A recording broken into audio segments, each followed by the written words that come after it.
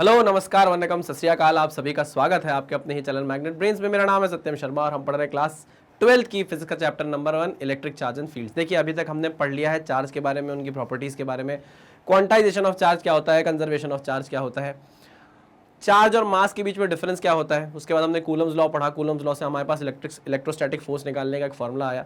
फिर हमने यार दिमाग चलाया और बोला कि यार ये तो हम कहीं पढ़ चुके हैं, तो हमको याद आ रहे हो। हाँ हाँ हाँ हाँ, हे भगवान हे भगवान, हे माँ माता जी, क्लास 11th में हमने ग्रेविटेशन जैसी कोई चीज़ पढ़ी थी जिससे पूरा रिजेम्बलेंस आ रहा है इस चैप्टर में। जैसा ऐसा आपने ग्रेविटेशन में पढ़ा था वैसा ही वैसा अब आपको यहाँ पर इलेक्ट्रोस्टैटिक्स में देखने को मिल रहा है, इलेक्ट्रिक चार्जेस में देखने को मिल रहा है। ठीक है, तो जब आपने कूलम लॉ पढ़ा, उसके बाद जब आपने इलेक्ट्रोस्टैटिक फोर्स का फॉर्मूला निकाला, तो आपने कंपेयर किया भाई कि ये जो फोर्स निकल कर आ रहा है कूलम्स लॉ के द्वारा, ये वही ग्रेविटेशनल फोर्स के जैसा है क्या, इसमें अगर कुछ अंतर है तो क्या है, अगर कुछ सिमिलैरिटी है तो क्या है। ये सारी चीज़ें मैंने आपको बता दी, ठीक है ना। उसके बाद मैंने आपको समझाया कि इलेक्ट्रिक फील्ड जैसी चीज़ एग्जिस्ट करती है। हर चार्ज क्या करता है, अपने आसपास एक इलेक्ट्रिक फील्ड प्रोड्यूस करता है, और कोई भी दूसरा चार्ज अगर उस फील्ड में जाता है तो उसे अट्रैक्ट या रिपेल किया जाता है, उस पर एक फोर्स लगता है। कुल मिलाकर ये बात हमने करी, ठीक है ना। इलेक्ट्रिक फील्ड पढ़ने के बाद हमने इलेक्ट्रिक फील्ड इंटेंसिटी का एक फॉर्मूला निकाला, और उसके बाद हमने ये जाना कि ये जो इलेक्ट्रिक फील्ड इंटेंसिटी का फॉर्मूला हमने निकाला है वो पॉइंट चार्जेस के लिए निकाला है। अब बात यहां फंसने लगी कि अगर चार्जेस जो है, चार्जेस का डिस्ट्रीब्यूशन ऐसा ना हुआ कि वो पॉइंट चार्ज कहला पाए किसी ऑब्जेक्ट के ऊपर, कोई बड़ा सा ऑब्जेक्ट है ना, कोई फाइनाइट ऑब्जेक्ट है, उसके ऊपर बढ़िया चार्ज का डिस्ट्रीब्यूशन कर दिया गया, बट उसे हम पॉइंट चार्ज नहीं बोल पा रहे हैं, तो फिर हम कैसे निकालेंगे अपनी इलेक्ट्रिक फील्ड इंटेंसिटी। तो बस आने वाले अभी के 2 या 3 लेक्चर आपके उसी पर्टिकुलर कंसेप्ट पर होने वाले हैं कि अगर डिस्ट्रीब्यूटेड चार्जेस होंगे तो आप कैसे इलेक्ट्रिक फील्ड इंटेंसिटी निकालेंगे, ठीक है ना। जिन बच्चों ने क्लास 11th में ग्रेविटेशन बहुत अच्छे से पढ़ा होगा वो समझ गए होंगे कि हम वहां का कौन सा कंसेप्ट उठाकर यहां लगाने वाले हैं। याद करो, जब वहां पर डिस्ट्रीब्यूटेड मास था तो डिस्ट्रीब्यूटेड मास के लिए हमने कैसे निकाला था अपना ग्रेविटेशनल फील्ड। अगर वो कंसेप्ट आपको याद है तो वही कंसेप्ट हम यहां पर उठाकर लगाने वाले हैं। मैं ये बोलूंगा आपको कि प्लीज इन सारी चीजों को रिवाइज करते रहो, क्योंकि अगर आपको आगे जाके कॉम्पिटिटिव एग्जाम देना है तो ये सारे के सारे कंसेप्ट एक के साथ एक आपको याद होना चाहिए। ऐसा नहीं कि भैया 11th निकल गई तो कंसेप्ट भूल गए, 12th निकल गई तो 12th का कंसेप्ट भूल गए ना, सारे कंसेप्ट आपको याद होने चाहिए, ठीक है ना। चलो भाई, तो इसी ज्ञान के साथ हम आज के लेक्चर को स्टार्ट करते हैं, और आज हम क्या पढ़ने वाले हैं, electric field due to various charge distribution, ठीक है ना। चलो भाई, तो पॉइंट चार्ज के द्वारा जो होता था उसके बारे में तो हम पढ़ चुके हैं, ठीक है ना। आइए जरा पहले उसके बारे में बात कर लेते हैं थोड़ी सी। जब हमने पढ़ा था कि यार ऐसा कोई पॉइंट चार्ज है हमारे पास, ऐसा कोई पॉइंट चार्ज है, तो इसके कारण r डिस्टेंस पर अगर एक पॉइंट P है तो इस P पॉइंट पर क्या इलेक्ट्रिक फील्ड होगी। अगर आपसे कोई पूछ रहा था तो आप बोल रहे थे कि वो होगी K × Q/r का स्क्वायर। याद आया कि नहीं आया? हाँ पक्का? हाँ सर पक्का। फिर आपने ये भी पढ़ा था कि इलेक्ट्रिक फील्ड होती क्या, इलेक्ट्रिक फील्ड होती है भैया जो फोर्स लग रहा है चार्ज पर डिवाइड बाय उसका टेस्ट चार्ज। अरे याद आया कि नहीं आया? एक टेस्ट चार्ज हम रखते थे, याद आया कि नहीं आया? हाँ सर। तो Q0 कट जाता था, बचता था क्या, बस Q। याद आया? हाँ सर याद आया, चलिए वेरी गुड। तो यहां पर हमने जो भी बात करी थी वो एक्चुअल में किसके लिए की थी, ये की थी हमने पॉइंट चार्ज के लिए। किसके लिए? पॉइंट चार्ज के लिए। ये क्या है हमारा? पॉइंट चार्ज के लिए इलेक्ट्रिक फील्ड है। फटाफट सीधे फॉर्मूला लगाओ और आंसर निकालो, KQ/r²। बस दिक्कत अब फंसने लगेगी, दिक्कत ये फंसने लगेगी कि अब हमारे पास पॉइंट चार्ज नहीं है, हमारे पास डिस्ट्रीब्यूटेड चार्ज है। हम लेकर आएंगे एक चार्ज को, बहुत ही क्यूट से चार्ज को लेकर आएंगे, जैसे लेकर आया मैं क्यूट से चार्ज को। मैं बोला कि सुनो, ए डिंग डिंग डिंग डिंग, क्या बोलते तुम? चार्ज से मैंने पूछा, तो चार्ज ने बोला कि मैं क्या करूंगा, मैं जाकर डिस्ट्रीब्यूट होऊंगा। भाई मेरा मन है कि मैं क्या करूं, हर जगह जाकर अच्छा डिस्ट्रीब्यूट हो जाऊं। क्या करूं भैया? ऐसे अच्छे से इस पूरे ऑब्जेक्ट के ऊपर क्या कर जाऊं, डिस्ट्रीब्यूट कर जाऊं, ठीक है ना। मान लिया पॉजिटिव चार्ज है, मैंने माना है पॉजिटिव चार्ज है, और ये क्या हो गया भाई, यूनिफॉर्मली डिस्ट्रीब्यूटेड हो गया। क्या हो गया? डिस्ट्रीब्यूटेड हो गया। कोई दिक्कत परेशानी नहीं सर? कोई परेशानी नहीं, ठीक है। मैं इसको अभी हटा देता हूँ, ये सिर्फ समझाने के लिए था, मैं इसको हटा रहा हूँ। ये बता दिया मैंने कि मैंने क्या किया है, यूनिफॉर्मली डिस्ट्रीब्यूट कर दिया है किसको, इस Q चार्ज को, ठीक है ओके। अब आपसे क्वेश्चन पूछा जाएगा, क्या पूछा जाएगा? आपसे पूछा जाएगा कि सुनो, यहां से A दूरी पर एक पॉइंट है P पॉइंट, यहां से एक A दूरी पर P पॉइंट है, आप हमें क्या P पॉइंट पर इन डिस्ट्रीब्यूटेड चार्ज के कारण इलेक्ट्रिक फील्ड निकाल कर बता सकते हो क्या? पी पॉइंट पर आप इन डिस्ट्रीब्यूटेड चार्जेस के कारण क्या इलेक्ट्रिक फील्ड निकाल कर बता सकते हो क्या पी पॉइंट पे? हमने कहा हाँ बता सकते हैं। आपने तुरंत क्या किया, सेंटर ऑफ मास पे मान लिया कि सारा चार्ज कंसंट्रेटेड होगा। आपने बोला कि भैया इसका टोटल लेंथ है L, है ना, तो ये डिस्टेंस हो जाएगी L/2। कितनी डिस्टेंस हो जाएगी? L/2 हो जाएगी। तो हम बोल सकते हैं कि पी पॉइंट पर जो इलेक्ट्रिक फील्ड होगी, इलेक्ट्रिक फील्ड इंटेंसिटी होगी। अगर मैं इलेक्ट्रिक फील्ड बोल दूं तो आप समझ जाना कि अगर कैलकुलेट कर रहा हूं तो इंटेंसिटी ही कैलकुलेट कर रहा हूं। पकड़ मत लेना, कमेंट मत कर देना कि सर आपने तो इंटेंसिटी बोला ही नहीं था, आपने कैसे निकाल दिया। समझ जाओ यार, स्मार्ट लोग हो तुम लोग। देखो K इंटू Q, है ना, मैंने बोल दिया भैया जो पूरा चार्ज है कहाँ कंसंट्रेटेड है, सेंटर ऑफ मास पे कंसंट्रेटेड है, KQ/R²। अब R कितना हो जाएगा? L/2 प्लस A, तो A प्लस L/2 का होल स्क्वायर। आपने ये कर दिया और करके आप बहुत खुश हुए। आप बोले कैसा लगा, कैसा लगा? 10 सेकंड में निकाल दिया मैंने। देख रही हो पिंकी, देख रही हो कितनी पढ़ाई कर रहा हूं मैं तुम्हारे लिए। पिंकी बोलेगी तुमको गधे ऐसे नहीं करना है, गलत कर दिए हो तुम। यहां पर चार्ज डिस्ट्रीब्यूटेड है, आपने कैसे मान लिया कि पूरा चार्ज सेंटर ऑफ मास पर ही कंसंट्रेटेड हो गया, वहीं पर सिचुएटेड हो गया, और आपने कैसे पॉइंट चार्ज वाला फॉर्मूला लगा दिया? ऐसा आप नहीं कर सकते थे, तो ये सरासर गलत हो गया। और पिंकी आपसे रूठ कर चली गई, है ना, पिंकी आपसे रूठ के चली गई। तो आपने बोला कि भाई अगर ये नहीं होगा तो फिर क्या होगा?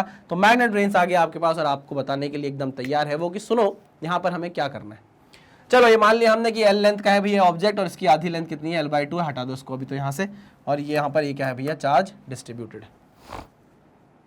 हमको इतना याद है ग्रेविटेशन का, हमको इतना अच्छे से याद है ग्रेविटेशन का कि अगर पॉइंट मास नहीं होता था, हमारे पास डिस्ट्रीब्यूटेड मास होता था, तो मेरा दिमाग चलता था। और सर ने भी मुझे बताया था कि तुम्हारे पास अगर डिस्ट्रीब्यूटेड मास है उस पर तो तुम फॉर्मूला लगा नहीं सकते, तो तुम क्या करो, उसको पॉइंट मास में कन्वर्ट करने की कोशिश करो, है ना। तो अगर हम वहां पर पॉइंट मास करने की कोशिश में कन्वर्ट करने की कोशिश करते थे, तो हम यहाँ पर पॉइंट चार्ज में कन्वर्ट करने की कोशिश करेंगे अपने पूरे डिस्ट्रीब्यूटेड चार्ज को। नहीं आई बात समझ में? अरे वहां हम छोटा सा एलिमेंट लेते थे, अगर पूरे ऑब्जेक्ट का मास कैपिटल M था तो हम छोटू सा एलिमेंट लेते थे जिसको हम DM मास बोलते थे, और उस DM मास को हम पॉइंट मास बोलने लग जाते थे क्योंकि बहुत छोटा सा मास होता था, छोटा सा एलिमेंट होता था। तो वहीं से हमने आइडिया चुराया और बोला कि यहां भी हम वही करेंगे, यहां हम छोटू सा चार्ज लेंगे DQ चार्ज, और उसको पॉइंट चार्ज मान लेंगे। मान सकते हैं, बिल्कुल मान सकते हैं। अरे मैंने कहा बहुत ही शानदार, ये तो बहुत ही बढ़िया चीज करी आपने। मैंने क्या किया, मैंने यहां से x डिस्टेंस दूर, कहां से? P पॉइंट से x डिस्टेंस दूर यहां पर एक एलिमेंट लिया, थोड़ा बड़ा एलिमेंट ले रहा हूं ताकि आपको दिखाई दे, ठीक है ना। ये मैंने एक एलिमेंट लिया, ये देखो दिख रहा है, आई होप आपको दिखाई दे रहा होगा। ये एलिमेंट लिया मैंने dx लेंथ का। कितने लेंथ का? dx लेंथ का। छोटू सा एलिमेंट है, दिखाने के लिए मैंने बहुत बड़ा बनाया है। और इस dx लेंथ का जो चार्ज था उसको मैंने बोल दिया dq। क्या बोल दिया? dq बोल दिया। कोई दिक्कत नहीं सर, कोई दिक्कत नहीं। ये जो dq चार्ज है बहुत छोटू सा चार्ज है, तो क्या हम इसको मान सकते हैं कि एक पॉइंट चार्ज जैसा एक्ट करेगा? हाँ सर, बिल्कुल बिल्कुल मान सकते हैं। बस खत्म बात। जैसे ही आपने इसको बोला कि यार ये छोटू सा पॉइंट चार्ज है, इसको जैसे ही ये पता चला कि ये छोटू सा पॉइंट चार्ज है, अपनी फील्ड बनाना चालू कर दिया। चलिए इस छोटे से DQ चार्ज के कारण जो फील्ड बनेगी, क्या मैं उसे DE बोल सकता हूं? क्या मैं उसे DE फील्ड बोल सकता हूं? और क्योंकि ये पॉजिटिव चार्ज है तो आपको पता है अवे फ्रॉम इट, है ना, रेडियली आउटवर्ड हमने पढ़ा था ना। अवे फ्रॉम इट क्या बनाएगा? फील्ड बनाएगा। तो हम बोल सकते हैं कैसी फील्ड बनाएगा? छोटू सी फील्ड बनाएगा, DE। कैसी फील्ड बनाएगा? छोटू सी DE। ये DE फील्ड कौन बना रहा है P पॉइंट पर? ये छोटू सा चार्ज DQ, जिसको आप पॉइंट चार्ज मान चुके हो। क्यों मानना पड़ा? क्योंकि हम यहां पर पॉइंट चार्ज वाला फॉर्मूला नहीं लगा पा रहे थे, तो हमने आइडिया चुराया कहां से? ग्रेविटेशन से। जैसे हम वहां पॉइंट मास बनाते थे छोटा सा एलिमेंट कंसिडर करके, वैसे ही हमने छोटा सा एलिमेंट कंसिडर करके क्या बना लिया? DQ पॉइंट चार्ज बना लिया। बस काम खत्म, बहुत आसानी होने वाली है अब हमको। तो हमने बोला कि यार ये जो DQ है, ये DQ तो अब हमारा पॉइंट चार्ज हो गया, अब हमें कोई नहीं रोक सकता। अब जो मेरे अंदर का नॉलेज है उसे बहने दे, उसे बहने दे, उसे बहने दे, उसे बहने दे। तो DQ ने क्या किया? DE की एक इलेक्ट्रिक फील्ड बनाई छोटी सी। अच्छा, उसका फॉर्मूला क्या हो सकता है? क्या हम पॉइंट चार्ज वाला फॉर्मूला लगा सकते हैं? हाँ सर लगा सकते हैं। K इंटू DQ अपॉन कितना डिस्टेंस भैया? x का स्क्वायर। कितना? x का स्क्वायर। मानते हो कि नहीं मानते? DQ अपॉन x का स्क्वायर। सही लिखा? हाँ सर एकदम सही लिखा है, बहुत बढ़िया। तो हमारे पास चलो एक फॉर्मूला तो लगा, एक फॉर्मूला तो दिखा, कोई हमको होप तो दिखी कि हम आगे कैसे बढ़ेंगे, तो ये फॉर्मूला हमने लगा दिया। अब हम जानते हैं कि अगर हमको P पॉइंट पर टोटल फील्ड चाहिए, छोटे छोटे एलिमेंट्स हमको कंसिडर करने पड़ेंगे। अभी तो एक छोटा सा एलिमेंट कंसिडर किया था तो उसके कारण फील्ड बनी DE, फिर आप कोई दूसरा एलिमेंट कंसिडर करोगे उसके कारण फील्ड बनेगी DE, फिर कोई दूसरा करोगे उसके कारण DE, फिर DE सॉरी DQ करने से यहाँ क्या फील्ड बनेगी DE। नहीं समझ में आया? अरे भैया पहले आपने DQ element, DQ charge consider किया, छोटा सा एलिमेंट, उसके कारण यहाँ पर फील्ड बनी DE। फिर आपने छोटे बहुत सारे DQ लिए और सारे DQ मिलाकर क्या बन रही है, यहाँ पर फील्ड बन रही है DE और यहाँ पर टोटल इलेक्ट्रिक फील्ड आप निकाल सकते हो, फिर क्या करके, जोड़कर, यानी कि इंटीग्रेट करके। हाँ कि ना? बस हिंट दे दी मैंने आपको, जिसको समझ में आ गया होगा वही फटाक से चालू हो गया होगा पूरा डिराइव करने के लिए। चलिए तो हम क्या करने वाले हैं, अगर हमको P पॉइंट पर टोटल इलेक्ट्रिक फील्ड चाहिए तो हमको क्या करना पड़ेगा भैया, DE को इंटीग्रेट करना पड़ेगा। आई मेरी बात समझ में? हाँ, और वो किसके बराबर होगा, वो बराबर होगा K into DQ upon x square के।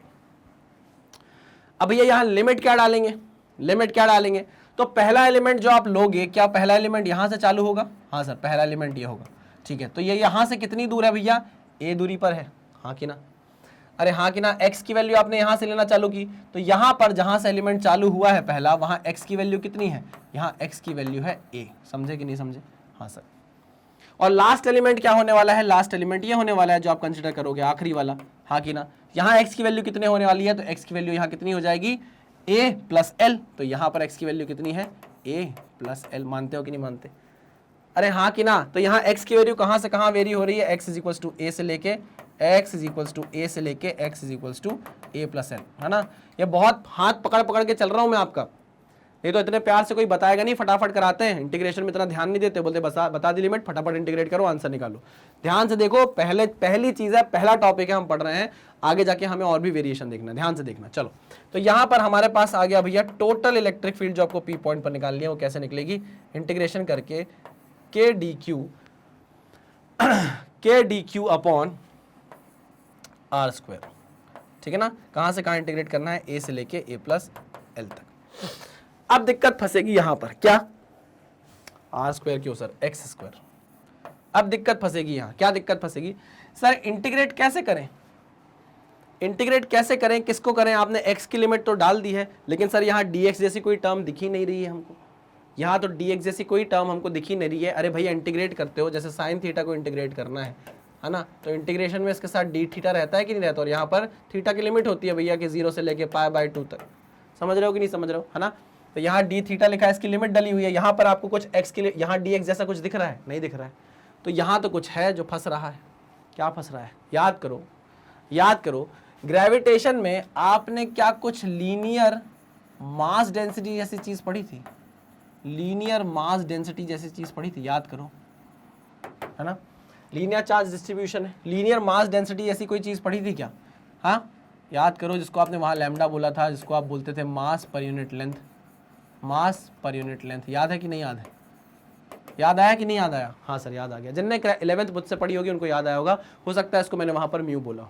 ठीक, जैसे हमने ये चीज की थी वैसे ही हम ये चीज यहां पर भी करने वाले हैं। वहां लीनियर मास डेंसिटी थी, यहाँ लीनियर चार्ज डेंसिटी होगी। यहाँ क्या होगा भाई, लीनियर चार्ज डेंसिटी होगी। क्यों कर रहे हैं अभी समझ में आ जाएगा, इंटीग्रेशन फंस गया हमारा, क्योंकि लीनियर चार्ज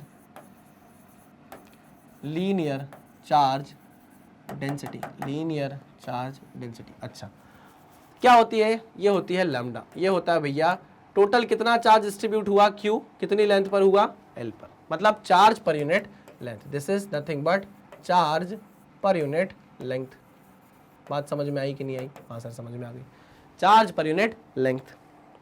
ठीक है, आगे बात करते हैं। मुझे बताओ, ये बोला गया है इसमें कि जो टोटल Q चार्ज है वो पूरी लेंथ में इक्वली डिस्ट्रीब्यूट हुआ है ना? समझ रहे हो कि नहीं समझ रहे हो? अरे मतलब यार आपने क्या किया, होली आई थी, होली में आपने लाल रंग डाला, लाल गुलाल डाला, पीला गुलाल डाला, सफेद गुलाल डाला, हरा गुलाल डाला, सबको बढ़िया तरीके से मिक्स किया, और गुलाल आप कहीं से भी उठा लो तो आपको उसमें उतने ही अमाउंट में रंग मिलेंगे जो पूरे गुलाल में। बढ़िया तरीके से आपने मिक्स किया। वैसे ही ये बोला गया है कि ये चार्ज इतनी बढ़िया तरीके से डिस्ट्रीब्यूट किया है कि आप छोटा सा कोई भी एलिमेंट निकाल लो, आपको मिक्सचर उतना ही बढ़िया मिलेगा, हर जगह अच्छे से मिलेगा आपको ये Q चार्ज। आई मेरी बात समझ में? ठीक है, तो मतलब ये जो वैल्यू है it is a constant value, ये पूरे इस ऑब्जेक्ट के लिए लैम्डा की वैल्यू क्या रहेगी, कांस्टेंट रहेगी, क्योंकि चार्ज क्या है, इक्वली डिस्ट्रीब्यूट कर दिया है, पूरी लेंथ में चार्ज इक्वली डिस्ट्रीब्यूटेड है। अच्छा, तो मैं अगर बोलूं कि सर इस dx लेंथ में dq चार्ज मिला है मुझे, इस dx जो एलिमेंट लिया था इसमें dx लेंथ के एलिमेंट में मुझे चार्ज कितना मिला, dq मिला। आप बोल रहे हो कि लैम्डा कांस्टेंट है, इसका मतलब ये भी हो सकता है क्या सर कि lambda is nothing but dq by dx। मैंने कहा बिल्कुल सही, यही चीज तो मैं आपको समझाना चाहता था, lambda is nothing but dq by dx, simple सी बात है। अच्छा सर, तो मतलब सर हम ये लिख सकते हैं क्या कि dq is nothing but lambda into dx। अरे मैंने कहा बहुत ही बढ़िया यार, एक ही तो दिल है कितनी बार जीतोगे, एक ही तो दिल है कितनी बार जीतोगे। अब देखो dq की जगह हम क्या पुट कर सकते हैं, लैम्डा इंटू dx पुट कर सकते हैं, और lambda is a constant value, lambda is a constant value, भाई ये कांस्टेंट रहेगी, है ना, ये रेशो क्या रहने वाला है, कांस्टेंट रहने वाला है, तभी तो लीनियर चार्ज डेंसिटी कहलाएगी, तभी तो इक्वली डिस्ट्रीब्यूटेड कहलाएगा चार्ज, हाँ कि ना, ठीक है। तो यहां से मैंने dq की वैल्यू उठाई, यहां पुट कर दी। अब इंटीग्रेशन जो फंस रहा था वो नहीं फंसेगा, पहले फंस रहा था अब नहीं फंसेगा। आ जाओ, तो ईपी यार जिनको समझ में आ गया है वो आगे बढ़ सकते हैं और कर सकते हैं इस इंटीग्रेशन को। के को मैं बाहर निकाल लेता हूं क्योंकि के कांस्टेंट है। इंटीग्रेशन dq की जगह मैंने पुट किया, अच्छा भैया निकालता बाद में निकाल दूंगा, के ये बहुत सारी चीज निकालनी है ना, dq की जगह मैंने पुट कर दिया lambda into dx upon x square, कहां से कहां तक, a से लेके a प्लस एल तक। क्या क्या कांस्टेंट है, के और लैम्डा कांस्टेंट है, तो ईपी बाहर निकाल लिया, के और लैम्डा बाहर निकाल लिया, तो अंदर क्या बचा, a से लेके a प्लस एल, a से लेके a प्लस एल, अंदर क्या बचा, dx upon x square, dx upon x square, ठीक है। हाँ सर, अब क्या करो, इंटीग्रेशन करो सर, इंटीग्रेशन करो, और क्या करोगे, चलिए तो EP इज नथिंग बट, अब देखो 1 अपॉन एक्स स्क्वायर है, एक्स की पावर -2 हो जाएगा, एक्स की पावर -2, इसका इंटीग्रेशन होगा एक्स की पावर -2 प्लस 1 अपॉन -2 प्लस 1, ऊपर क्या हो जाएगा एक्स की पावर -1, नीचे भी क्या हो जाएगा एक्स -1, तो -1 बाहर निकाल लेते हैं और उसको 1 अपॉन एक्स करके लिख लेते हैं, कोई दिक्कत परेशानी नहीं सर, माइनस मैंने एक बाहर निकाल लिया और इसको 1 अपॉन एक्स करके लिख लिया, ये इंटीग्रेट हो गया भाई, ठीक है ना, लिमिट चढ़ गई है कहां से कहां तक, a से लेके a प्लस एल तक, दिक्कत परेशानी नहीं सर। आओ पुट करो, वैल्यू पुट करो, वैल्यू पुट करो, चलो तो माइनस के इंटू लैम्डा ब्रैकेट के अंदर 1 अपॉन ए प्लस एल माइनस 1 अपॉन ए, सही कहा कि नहीं कहा, बिल्कुल सही कहा सर। माइनस अगर मैं अंदर मल्टीप्लाई कर दूं तो 1 अपॉन ए आगे आ जाएगा, minus 1 upon A L upon 1 upon A plus L पीछे चला जाएगा। हाँ लो ना, फिर करो ना, तो कर ना, के इंटू लैम्डा ब्रैकेट के अंदर 1 अपॉन ए आगे आ जाएगा, है ना, और ये माइनस 1 अपॉन ए प्लस एल पीछे चला जाएगा, ए प्लस एल पीछे चला जाएगा, ठीक है। चलो वेरी गुड, आ जाओ, चलिए तो ये हो गया ये हो गया ये हो गया हमारे पास एक फॉर्मूला कि अगर मैं आपको ऐसा लीनियर चार्ज डिस्ट्रीब्यूशन दे दूं कि ऐसे पट्टी टाइप की, उसमें मैंने चार्ज बढ़िया तरीके से फैला दिया है, और किसी पी पॉइंट पर अगर आपसे पूछा जाए कि इलेक्ट्रिक फील्ड टोटल कितनी होगी इसके कारण, तो आप कैसे निकाल सकते हो, इस तरीके से निकाल सकते हो, के लैम्डा अपॉन 1 अपॉन ए माइनस 1 अपॉन ए प्लस एल। अच्छा इसमें क्या है भैया, के कांस्टेंट है, लैम्डा कांस्टेंट है, पता है ना के क्या है, अरे भैया के क्यू अपॉन आर स्क्वायर में के क्या है पता होना चाहिए भाई, ठीक है। लैम्डा क्या है, लीनियर चार्ज डेंसिटी है, ये हमेशा कांस्टेंट रहती है। तो इस फॉर्मूले को आप क्या करोगे, अगर करना चाहो तो याद कर लेना चाहिए, मतलब मैं इसमें बोलूंगा कि इसमें कोई बुराई नहीं है कि अगर आपको डेरिवेशन करते आता है तो आप फाइनल रिजल्ट को याद कर दो, इसी से कॉम्पिटिटिव एग्जाम में आपको एक स्टेप आगे रहने का मौका मिलता है। रणछोड़ दास छाछड़ बन जाओ, रणछोड़ दास छाछड़ बनना हर जगह जरूरी नहीं है, समझ रहे हो कि नहीं, कभी कभी चतुर भी बनना पड़ता है लाइफ में, ठीक है। रणछोड़ दास छाछड़ में आपको बना रहा हूं ये सारे डेरिवेशन कराकर दिखाकर, लेकिन आपको अगर ये याद कर लोगे ना तो आप चतुर बन जाओगे, कोई दिक्कत नहीं है, याद करो, डेटा याद करो, फॉर्मूला याद करो। चलो आगे बढ़े, पक्का 100%। चलिए आगे बढ़ते हैं, इसको करता हूं मैं क्लियर। चलो भाई नेक्स्ट मेहनत हमको करनी है, charge distribution on semi circular object. अब ये सेमी सर्कुलर ऑब्जेक्ट आ गया है, वही कहानी फिर से दोहराई जाएगी, बोला जाएगा तुम चार्ज सुनो, तुम पहले एक लीनियर ऑब्जेक्ट पे क्या थी भैया, क्या थी, एक सीधी सीधी पट्टी पे क्या कर गई थी, डिस्ट्रीब्यूट हो गई थी। अब इस सेमी सर्कुलर ऑब्जेक्ट पे क्या हो जाओ, डिस्ट्रीब्यूट हो जाओ, ठीक है भैया। लो, अरे ब्लैक पेन, अरे आंख में लगा के गोरी लेंस नीला नीला। बहुत बढ़िया। चलो ये मैंने हमारे यहाँ जो बिहार के बच्चे हैं उनके लिए मैंने गाना गा दिया, बड़ा पसंद है मुझे। जितने भी बिहार के बच्चे हैं कमेंट करके मुझे बताएं कि ये गाना उन्होंने सुना है कि नहीं। आंख में लगा के गोरी लेंस नीला नीला, तबाह करूं जिला। वाह सर यार आप क्या करते रहते हो ये सब हैं। चलिए भैया, तो यहाँ पूछ रहा है, ये एक पॉइंट है भैया P, ये एक पॉइंट है P। आपसे पूछ रहा है कि P पर इलेक्ट्रिक फील्ड निकाल कर बताओ, P पर इलेक्ट्रिक फील्ड निकाल कर बताओ। अब आप समझ गए हो क्या करना है, समझ गए हो ना।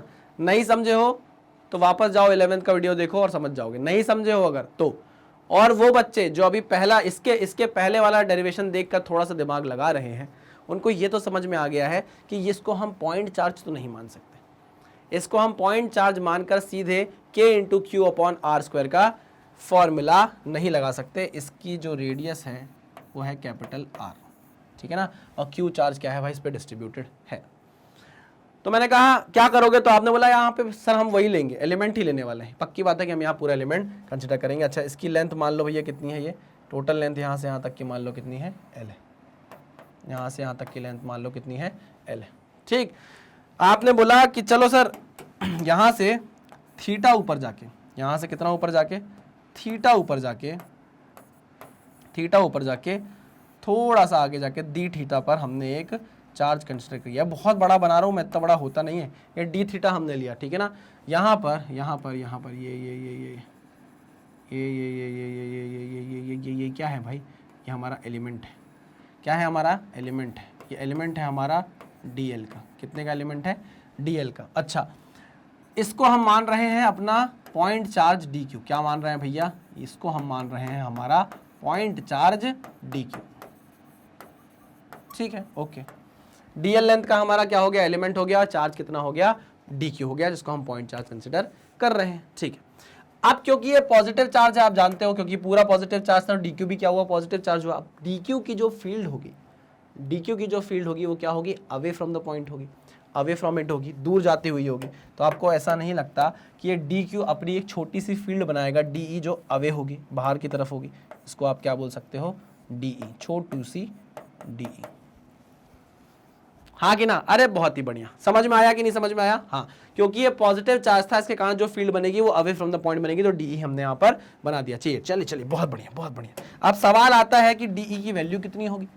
डी की वैल्यू निकाल सकते हैं हम कि निकाल सकते हैं, मैंने कहा बिल्कुल निकाल सकते हो। क्यों, क्योंकि आपने इसको पॉइंट चार्ज मान लिया है डी क्यू को। तो ये फॉर्मूला क्या बनेगा, डी क्यू अपॉन कितना डिस्टेंस है भैया, ये आर, कैपिटल आर का स्क्वायर। मानते हो कि नहीं, ये तो चेंज नहीं होने वाला ना, कैपिटल आर, ठीक है। मैंने बोला एक चीज पर जरा गौर फरमाइएगा। क्या कराइएगा, गौर फरमाइएगा एक चीज पर। और वो कौन सी चीज है भाई, वो चीज है ये, देखो वो चीज है ये डीई है। इस डीई के मुझे दिख रहा है दो कंपोनेंट होंगे, इस डीई के दो कंपोनेंट होंगे, एक जाएगा नीचे की तरफ और एक जाएगा सामने की तरफ, इधर देखो, ठीक है। हाँ सर, ये थीटा है तो ये भी क्या होगा, थीटा होगा। तो ये कितना हो जाएगा, डीई कॉस थीटा, और ये हो जाएगा डीई साइन थीटा। मानते हो कि नहीं मानते, अरे ये थीटा है तो ये थीटा होगा, ये डीई है तो ये डीई कॉस थीटा हो जाएगा, ये डीई साइन थीटा हो जाएगा, ठीक है ओके। एक चीज बहुत ध्यान से देखना कि इस फील्ड के अब दो कंपोनेंट आने लग गए हैं, एक वाई डायरेक्शन में और एक एक्स डायरेक्शन में। हाँ सर ठीक है। एक एक्स डायरेक्शन में कंपोनेंट आने लग गया है और एक वाई डायरेक्शन में कंपोनेंट आने लग गया है, लेकिन वो सिर्फ और सिर्फ इस एलिमेंट के कारण आया है अभी। हाँ कि ना, हाँ। अब देखो ध्यान से सुनना, बहुत प्यार से सुनना, मैं कलर चेंज करके बता रहा हूं। अगर मैं कोई एलिमेंट यहां कंसिडर कर लूं, अगर मैं कोई इसके जस्ट अपोजिट एक एलिमेंट कंसिडर कर लूं, देखना ये एक एलिमेंट में कंसिडर कर लूं, ये ठीक है ना, ये सेम वही डीएल लेंथ का एक एलिमेंट हो गया, ठीक है ना। यहाँ का जो चार्ज था उसको आपने क्या ले लिया, डीक्यू ले लिया। अब ये जो डीक्यू चार्ज है, जिसको आप पॉइंट चार्ज फिर से मानोगे, ये अपनी फील्ड कहाँ बनाएगा, अवे फ्रॉम इट, यानी कि इसकी फील्ड कुछ ऐसी बनेगी। मानते हो कि नहीं मानते, हाँ सर, इसकी फील्ड भी कुछ ऐसी बनेगी, डीई सेम वही रहेगी। क्यों, K into D Q upon R का स्क्वायर सेम रहेगी, सेम वही रहने वाला है मैग्नीट्यूड। हाँ सर, बट डायरेक्शन अब अलग हो चुकी है। ध्यान से सुनना मैं क्या बताना चाह रहा हूं, ध्यान से सुनना। अब देखो इसके भी दो कंपोनेंट होंगे, इस डीई के भी दो कंपोनेंट होने वाले हैं, एक ये होगा कंपोनेंट और एक ये होगा कंपोनेंट। मानते हो कि नहीं मानते? अरे मानते हो कि नहीं मानते? हाँ सर बिल्कुल मानते हैं। इसका जो कंपोनेंट जाएगा वो क्या कहलाएगा? ये कहलाएगा डीई कॉस थीटा, और ये कंपोनेंट कहलाएगा ब्लैक वाला डीई साइन थीटा। मानते हो कि नहीं मानते? हाँ सर मानते हैं, बिल्कुल मानते हैं। चलो डीई साइन थीटा तो सेम डायरेक्शन में है तो जुड़ जाएंगे। इसके बारे में क्या ख्याल है? अरे इन दोनों के बारे में क्या ख्याल है? सर ये तो एक दूसरे को खा जाएंगे सर, ये तो एक दूसरे को खा जाएंगे। मैंने कहा बिल्कुल सही, ये एक दूसरे को क्या कर जाएंगे? खा जाएंगे। तो इसका मतलब ये है कि यहां पर जो जो एलिमेंट आप कंसिडर कर रहे हो, पक्की बात है कि सिमेट्री के कारण वैसा ही एक एलिमेंट यहां भी होगा ही होगा। अब मान लो अगर आप यहां पर एक एलिमेंट कंसिडर करते हो, ये एक एलिमेंट आपने कंसिडर किया, तो इसकी सिमेट्री के कारण यहां पर भी एक एलिमेंट होगा। ये देखो, ये अपनी फील्ड बनाएगा इधर की तरफ, ये अपनी फील्ड बनाएगा इधर की तरफ। उसका वाई वाई कंपोनेंट तो ऐड हो जाएगा, बट एक्स कंपोनेंट क्या कर जाएगा? एक दूसरे को खा जाएगा। अरे भैया ये दो फील्ड आई, ये दो फील्ड आई, ये दो फील्ड आ रही है, ठीक है ना। इसका जो एक्स कंपोनेंट है वो एक दूसरे को खा जा रहा है अपोजिट डायरेक्शन में, बट इसका जो वाई कंपोनेंट है वो एड अप हो जा रहा है। दिख रहा है कि नहीं दिख रहा मेरा हाथ? ये दो फील्ड आई, इसका एक्स कंपोनेंट एक दूसरे को खा जा रहा है, ठीक है ना, लेकिन जो वाई कंपोनेंट है वो क्या कर जा रहा है? एड अप हो जा रहा है। ये देखो, समझ में आई मेरी बात कि नहीं? हाँ सर। तो यहां पर जो हमको टोटल फील्ड मिलने वाली है पी पॉइंट पर, एक्चुअल में वो क्या होगी? एक्स एक्स वाले तो एक दूसरे को खा जाएंगे, तो यहां पर सिर्फ और सिर्फ आपको ई वाई का क्या करना पड़ेगा? इंटीग्रेशन करना पड़ेगा। नहीं समझ में आया आपको? क्या करना पड़ेगा? जितने भी ई वाइज हैं उनको आपको क्या करना पड़ेगा? जोड़ना पड़ेगा। ये देखो, आई मेरी बात समझ में? हाँ, मतलब यहां पर आप क्या करोगे? डी ई साइन थीटा जो है उसको आप इंटीग्रेट करोगे, डी साइन थीटा को आप इंटीग्रेट करोगे। क्लियर? समझ में आया कि नहीं यार? ये समझ में आना चाहिए यार, प्लीज बहुत अच्छे समझ में आना चाहिए कि एक्स एक्स वाले सब कंपोनेंट एक दूसरे को खा जाएंगे, क्योंकि सिमेट्री बैठी हुई ना यहाँ पर। ये जो फील्ड प्रोड्यूस करने वाली है उसके दो कंपोनेंट है वाले, एक एक्स और एक वाई। इसका ही सिमेट्री का एक और क्या बोलते हैं उसको? बहुरूपिया नहीं, क्या बोलते हैं उसको? जुड़वा एलिमेंट यहाँ बैठा होगा जो सेम उतनी ही फील्ड प्रोड्यूस करेगा। उसके भी दो कंपोनेंट होंगे, उसका एक कंपोनेंट दूसरे कंपोनेंट को, एक्स वाला कंपोनेंट को खा जाएगा, और वाई वाला कंपोनेंट जो होगा उस इलेक्ट्रिक फील्ड का वो एक एडअप हो जाएगा, ठीक है ना। तो यहां पर जो टोटल आपको पी पॉइंट पर फील्ड मिलने वाली है वो क्यों कैसे मिलने वाली है? सारे वाई कंपोनेंट के कारण, सारे एलिमेंट्स के वाई कंपोनेंट के कारण। अच्छा, अब बात आएगी कि थीटा की लिमिट कहां से कहां रखो। तो भैया आप यहां से चालू कर रहे हो, पहला एलिमेंट आपका यहां से चालू होगा, ये आपका पहला एलिमेंट होगा। तो यहां पर आप बोलोगे कि पहला एंगल थीटा कितना होगा भैया? 0 डिग्री। थीटा कितना होगा? 0। और जब आप यहां तक आओगे, आखिरी एलिमेंट आपको ये मिलने वाला है, एंगल कितना हो जाएगा? 180 हो जाएगा कि नहीं हो जाएगा? बिल्कुल हो जाएगा। तो 0 से लेके पाई तक, 0 से लेके पाई तक, समझे कि नहीं समझे? हाँ। डीई की वैल्यू कितनी है? के D Q upon capital R square. तो पुट करूं मैं इस पे? हाँ सर बिल्कुल पुट करिए। ये समझ गए ना कि ई एक्स कहां गया? ई एक्स कहां गया? ई एक्स नहीं मिलेगा, क्योंकि ई एक्स एक दूसरे को खा जाएंगे, एक्स एक्स कंपोनेंट एक दूसरे को खा जाएगा हर एलिमेंट का। चलिए बहुत बढ़िया। डी की वैल्यू मैंने पुट की के into D Q upon capital R का स्क्वायर इंटू साइन थीटा, और इंटीग्रेट कर दिया मैंने इसको 0 से लेके पाई तक। अब इसमें जो कांस्टेंट वैल्यूज थी जरा उसको मैं बाहर निकाल लूँ।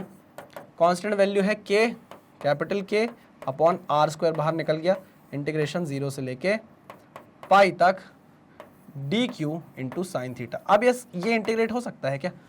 ये इंटीग्रेट हो सकता है क्या? नहीं, फंस गया ना इंटीग्रेशन, फिर फंस गया। अब क्या करोगे? इंटीग्रेशन फिर फंस गया, अब क्या करोगे? सर हवन करेंगे, हवन करेंगे, हवन करेंगे। अरे यार डी क्यू है, छोटा डी क्यू है ना। हमने अभी पढ़ा था लैम्डा एक टर्म, क्या पढ़ा था? लैम्डा क्यू बाय एल, यानी कि D Q by D x, D Q by D x. Lambda हमेशा क्या रहेगा? कांस्टेंट रहेगा। मतलब आप डी क्यू की जगह सीधे सीधे आंख बंद करके लैम्डा इंटू डी एक्स लिख सकते हो क्या?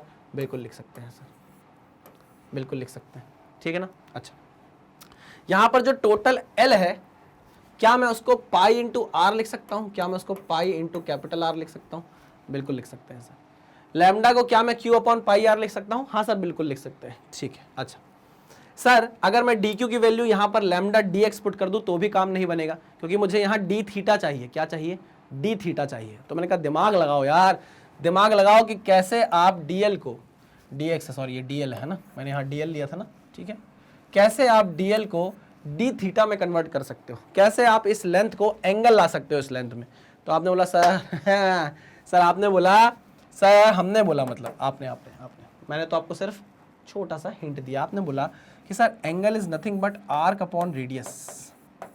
मैंने कहा तो आपने बोला सर आर्क जो आप बोल रहे हो वो डीएल है और रेडियस जो आप बोल रहे हो वो कैपिटल आर है ना, और जो एंगल आप बोल रहे हो वो डी थीटा है।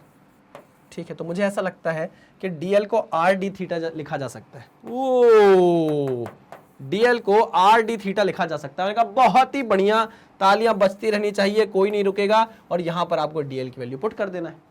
तो इसका मतलब यह हुआ कि जो डी क्यू है उसकी वैल्यू क्या हो गई, lambda into R into D theta. वाह वाह मेरे जिगर के छल्लों, वाह मजा आ गया। डी क्यू की वैल्यू आ गई lambda into R D theta. Put करें पुट करें, हाँ सर। तो EP is equals to K upon capital R का स्क्वायर 0 से लेके पाई तक डी क्यू की value lambda into R into sine theta into D theta, है ना। डी थीटा को मैंने पीछे लिख दिया, दिक्कत कोई नहीं। क्या क्या कांस्टेंट है, लैम्डा और आर कांस्टेंट है, बाहर निकाल लूँ। के इंटू लैम्डा इंटू आर मैंने बाहर निकाल लिया। क्या बचा, sign theta into D theta, है ना। Sign theta into D theta integrate करेंगे। साइन थीटा का इंटीग्रेशन क्या होता है, माइनस कॉस थीटा। साइन का इंटीग्रेशन माइनस कॉस थीटा होता है, कॉस का इंटीग्रेशन साइन होता है, पॉजिटिव साइन, ठीक है ना। तो इंटीग्रेट करता हूं, हमारे पास जगह तो नहीं बची तो मैं पीछे कर लूंगा इसको। चलो आ जाइए। तो EP इज इक्वल्स टू क्या क्या बाहर है भाई, बाहर है K lambda R upon R square. तो इसको काट देता हूं ना, ये कट गया, K lambda R upon are, K lambda upon are, sorry, ठीक है ना।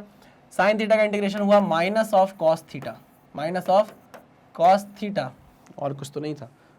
0 से लेके पाई तक, 0 से लेके पाई तक, ठीक है। तो EP is equals to, minus बाहर निकाल लो, minus K lambda upon R, cos 180 कितना होगा भाई माइनस कॉस 0, ठीक है ना। तो EP is equals to minus of K lambda by R, cos 0 1 होता है, कॉस 180 माइनस 1 होता है, दिस इज माइनस 1, और कॉस 0 क्या होता है, 1 होता है, तो दिस इज माइनस 2, ठीक है ना। तो EP is nothing but minus 2 बाहर निकलेगा, प्लस 2 हो जाएगा, तो प्लस इंटू 2 के लैम्डा अपॉन आर, इसको मैं डालूंगा सोन पापड़ी के डब्बे में। लेकिन ये तो लाल कलर का होता है, सर आपने सफेद क्यों बना दिया। तो लो यार तुम्हारे लिए लाल सोन पापड़ी का डब्बा लाल सोन पापड़ी का डब्बा, ठीक है ना। आई बात समझ में। So this is the magnitude, अगर आपसे कोई पूछे कि इसका डायरेक्शन तो बताओ, फील्ड का डायरेक्शन कहां होगा, तो इस फील्ड का डायरेक्शन कहां होगा भैया, सारी की सारी नीचे की तरफ आ रही है, क्योंकि x डायरेक्शन माइनस एक्स की तो एक दूसरे को काट दे रही है। तो जो नेट इलेक्ट्रिक फील्ड बन रही है उसकी डायरेक्शन कहां है, नीचे की तरफ है। तो हम बोलेंगे इन वेक्टर फॉर्म, अगर आपको लिखना हो, मन हो अगर आपका, या किसी बच्चों के मन में अगर डाउट आ रहा हो कि सर उसको कैसे लिखेंगे, तो मैं आपको बता रहा हूं। Electric field is nothing but 2k lambda upon R, सही है ना। इसकी डायरेक्शन कहाँ है, नीचे की तरफ, मतलब माइनस जे कैप, है ना। तो हम इसको ऐसे लिख सकते हैं, माइनस जे कैप। समझे कि नहीं समझे, हाँ सर समझ गए, परफेक्ट। तो हमने इसको वेक्टर फॉर्म में क्या कर दिया, रिप्रेजेंट कर दिया है, ठीक है। चलो भाई इसको नोट डाउन करो, फॉर्मूला बन गया है आपका, नोट डाउन करो प्लीज प्लीज प्लीज प्लीज है ना। तो यहां पर मैं लिख देता हूं यार, अच्छी नहीं तो आपको लगेगा कि नोट लिख देता हूं मैं, note in deriving the final expression, in deriving the final expression, we integrated only y component of field y component of field because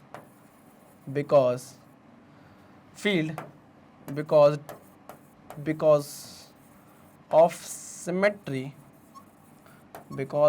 symmetry x component of field gets cancelled, x component of field gets cancelled out, है ना। अब आप वापस देखो, यहां पर जो x component था, ये x कंपोनेंट और ये x कंपोनेंट एक दूसरे को क्या कर रहे हैं, कैंसिल आउट कर रहे हैं, बिल्कुल करेंगे। तो बचा क्या, सिर्फ और सिर्फ y कंपोनेंट। तो जो आपने फील्ड निकाली है पॉइंट P पर, वो सिर्फ और सिर्फ किसके कारण आई है, y कंपोनेंट के कारण आई है। मैं बार बार आपसे बात बोल रहा हूं, प्लीज इस चीज की हमको जरूरत आगे पड़ेगी, इसलिए मैं इतना एम्फेसिस कर रहा हूं, नहीं तो नहीं करता। पक्का है? चलो भाई, बहुत ही बढ़िया, नोट डाउन कर लो। कर लिया ऐसे नोट डाउन, क्लियर करता हूं, फिर मैं क्लियर कर दिया, इसको हटा दूं, क्लियर कर दिया। चलो आगे बढ़ते हैं। नेक्स्ट क्या मेहनत करनी है हमें, नेक्स्ट मेहनत करनी है हमें क्वाड्रेंट पे, ठीक है ना भैया। पहले अब सेमी सर्कल था, अब सेमी सर्कल को फिर काट दिया गया, तो ये क्या बन गया, एक क्वाड्रेंट बन गया। क्या दिक्कतें अब फेस करेंगे हम, देखो जिनका दिमाग चल रहा है और जिनको समझ में आ रहा है कि उन्हें क्या करना है, वो प्लीज़ वीडियो को पॉज करें, और खुद से सॉल्व करने की कोशिश करें, बड़ा अच्छा लगेगा मुझे। अगर मुझे यहाँ लेक्चर के बीच में हिचकी आ गई तो मैं समझ जाऊंगा कि आपको ये चीज़ें बन रही हैं और आप मुझे याद कर रहे हो, ठीक है। चलो, तो ये पॉइंट O है, या नहीं O नहीं, मैं P ही मानता हूँ यार, इसको हमेशा P ही माना है, अभी तो P ही मानता हूँ। इस P पॉइंट पर हमको क्या निकालनी है भैया, इलेक्ट्रिक फील्ड निकालनी है। क्या होगी, निकाल कर बताओ, ठीक। मैं पहले आपको समझा दूँ, थोड़ा सोचो क्या करना है। मैंने बोला कि अगर इसकी रेडियस कैपिटल R है, इस कैपिटल R से मैं थीटा ऊपर जाऊंगा, कितना ऊपर जाऊंगा, थीटा ऊपर जाऊंगा, कितना ऊपर जाऊंगा, थीटा, ये थीटा ऊपर गया, इस थीटा से डी थीटा आगे जाके, है ना। अच्छा सर, वो तो आपने बताया ही नहीं। अरे हाँ भाई, वो बात एकदम सही है कि जो क्यू चार्ज है वो क्या है, इक्वली डिस्ट्रीब्यूट कर दिया गया है। क्यू चार्ज जो है वो इक्वली डिस्ट्रीब्यूट करके रखा गया है। कोई दिक्कत परेशानी नहीं, कोई परेशानी नहीं। चलिए, तो यहाँ पर मैंने एक एलिमेंट कंसिडर कर लिया, आपको अगर दिख रहा हो तो ठीक, ये एलिमेंट कंसिडर किया भाई, ठीक है ना। ये छोटू सा एलिमेंट है, इसकी जो लेंथ है वो dl लेंथ है, ठीक है ना। ये पूरा जो कोऑर्डिनेट है, ये इसकी लेंथ कितनी है, l है, मान लो कितनी है इसकी, l है। अच्छा, इसका चार्ज जो है वो dq है ना। इस dq को हम क्या बोल सकते हैं, अपना पॉइंट चार्ज बोल सकते हैं। आपको समझ गया होगा ना आपकी, अब पॉइंट चार्ज बनाना क्यों ज़रूरी है, क्योंकि हमको फॉर्मूला वो लगाना है जो हम सीख कर आए हैं, है ना। जो सीखा है वो तो लगा कर ही रहेंगे भाई, आप कुछ भी कर लो, जो सीखा है वो जुगाड़ तो हम लगा कर ही रहेंगे। ये DQ हमने क्या बना लिया, पॉइंट चार्ज बना लिया। अब ये जैसे ही DQ आपने बोला, तो DQ ने बोला कि भैया मैं पॉइंट चार्ज हूँ तो मैं अपनी फील्ड बनाता हूँ। फील्ड कहाँ बनाऊंगा, इस P पॉइंट पर फील्ड बनाऊंगा। तो ये फील्ड कहाँ बनेगी, अवे फ्रॉम इट। तो यहाँ पर ये फील्ड बनाई इसने, DE की फील्ड बनाई, ठीक है। कोई दिक्कत परेशानी नहीं सर, कोई परेशानी नहीं, ठीक है। इस DE के दो कंपोनेंट होने वाले हैं, एक ये और एक ये, एक कंपोनेंट ये, एक कंपोनेंट ये थीटा है तो ये भी क्या होगा, थीटा होगा। चलिए, तो एक कंपोनेंट आने वाला है इसका ये DE cos थीटा, जिसको आप क्या बोलोगे, EX, ठीक है ना। एक होगा यहाँ पर DE sin थीटा, जिसको आप बोलोगे EY, ठीक। अब आपने बोला कि यहाँ कुछ ऐसा जुगाड़ फंसेगा क्या कि y कंपोनेंट या x कंपोनेंट दूसरे को कैंसिल आउट कर दें, जैसे पिछले केस में हो रहा था कि सिमिट्री के कारण क्या हो रहा था कि x कंपोनेंट एक दूसरे को काट दे रहे थे और y कंपोनेंट से मिलकर नेट फील्ड बन रही थी पॉइंट पर, ठीक है। लेकिन मैंने यहाँ पर कोई भी एलिमेंट जब कंसिडर किया, मान लीजिए मैं दूसरा एलिमेंट कंसिडर करता हूँ, एक येलो कलर का एलिमेंट लेता हूँ, है ना, अपनी समझ के लिए। ये मैंने एक येलो कलर का एलिमेंट लिया, ठीक है ना। इसके कारण जो फील्ड बनेगी, इसके कारण जो फील्ड बनी, मान लीजिए वो ये बनी, ये फील्ड बनी, ठीक है ना, ये DE फील्ड बनी। अच्छा, जो DE फील्ड बनेगी वो क्या होगी, ऑब्वियस सी बात है, K into DQ upon R²। यही बनेगी क्या, A नहीं है ये Q है ना, यही बनेगी क्या, समझ रहे हो कि नहीं। DE वही रहेगी, ये DE वही रहेगी, K into DQ upon R²। क्योंकि हर जगह आप एलिमेंट जो कंसिडर करोगे उसका जो पॉइंट चार्ज बनेगा वो DQ ही बनेगा। K तो वैसे भी कांस्टेंट है और कैपिटल R भी क्या है, कांस्टेंट है। तो यही बनने वाला है, DE की यही वैल्यू आने वाली है, K into DQ upon R², ठीक। तो मैंने बोला कि इस वाले एलिमेंट के कारण जो आपने यहाँ पर DQ चार्ज कंसिडर किया, उसने अपनी फील्ड बनाई है। इसके भी दो कंपोनेंट होंगे, एक कंपोनेंट होगा x डायरेक्शन में, एक कंपोनेंट होगा y डायरेक्शन में। लेकिन हमने तो सोचा था कि कोई एक x या y कंपोनेंट कैंसिल आउट होना चाहिए एलिमेंट के कारण, वो नहीं हो रहा, जैसे पिछले केस में हो रहा था, है ना। एक और कंपोनेंट आप यहां बनाकर देखो, इसके कारण जो फील्ड आएगी उसका भी एक x कंपोनेंट आएगा, एक y कंपोनेंट आएगा, बट वो एक दूसरे को कैंसिल आउट नहीं करेंगे। मतलब इसका मतलब ये है कि यहां पर जो टोटल फील्ड निकलने वाली है P पॉइंट पर, जो टोटल फील्ड निकलने वाली है वो x की फील्ड और y की फील्ड के समेशन के कारण निकलेगी। x और y दोनों के समेशन के कारण निकलेगी, वेक्टर सम के कारण निकलेगी। बात समझे कि नहीं समझे? अरे बात समझे कि नहीं समझे? मैं ये बोलना चाह रहा हूं कि P पॉइंट पर जो टोटल फील्ड निकलने वाली है वो इंटीग्रेशन ऑफ x डायरेक्शन की जितनी भी है उनका इंटीग्रेशन प्लस y डायरेक्शन की जितनी भी है उनके इंटीग्रेशन के कारण निकलेगी। बात समझे कि नहीं समझे? हाँ कि ना? हाँ सर समझ गए, बिल्कुल समझ गए। अच्छा मुझे बताओ जो dEx है वो क्या होगा? जो EX है, सॉरी जो EX है, x डायरेक्शन में जो टोटल फील्ड बनेगी वो कैसे बनेगी? वो बनेगी x डायरेक्शन की सारी फील्ड्स को जोड़ने के बाद, समझ रहे हो कि नहीं? यानी कि DE cos थीटा के इंटीग्रेशन के बाद, है ना, इसको आप इंटीग्रेट कर दो। वैसे ही सिमिलरली अगर आपको EY बनाना है तो आप क्या करोगे? इंटीग्रेट करोगे DE साइन थीटा को, DE साइन थीटा को। अरे जो EX है वो कैसे बनेगा? x डायरेक्शन में जितनी भी फील्ड आएंगी, जितने भी कंपोनेंट आएंगे सबको इंटीग्रेट कर देंगे, सारे तो DE cos थीटा आएंगे, है ना। वैसे ही y डायरेक्शन में जो फील्ड बनेगी EY वो y डायरेक्शन में आने वाले सारे कंपोनेंट के इंटीग्रेशन से बनेगी। आई बात समझ में कि नहीं? हाँ सर बिल्कुल समझ में आ गई। तो चलो हम EX बनाने की कोशिश करते हैं, है ना। इंटीग्रेशन DE की वैल्यू कितनी है? k into DQ upon R square into cos theta.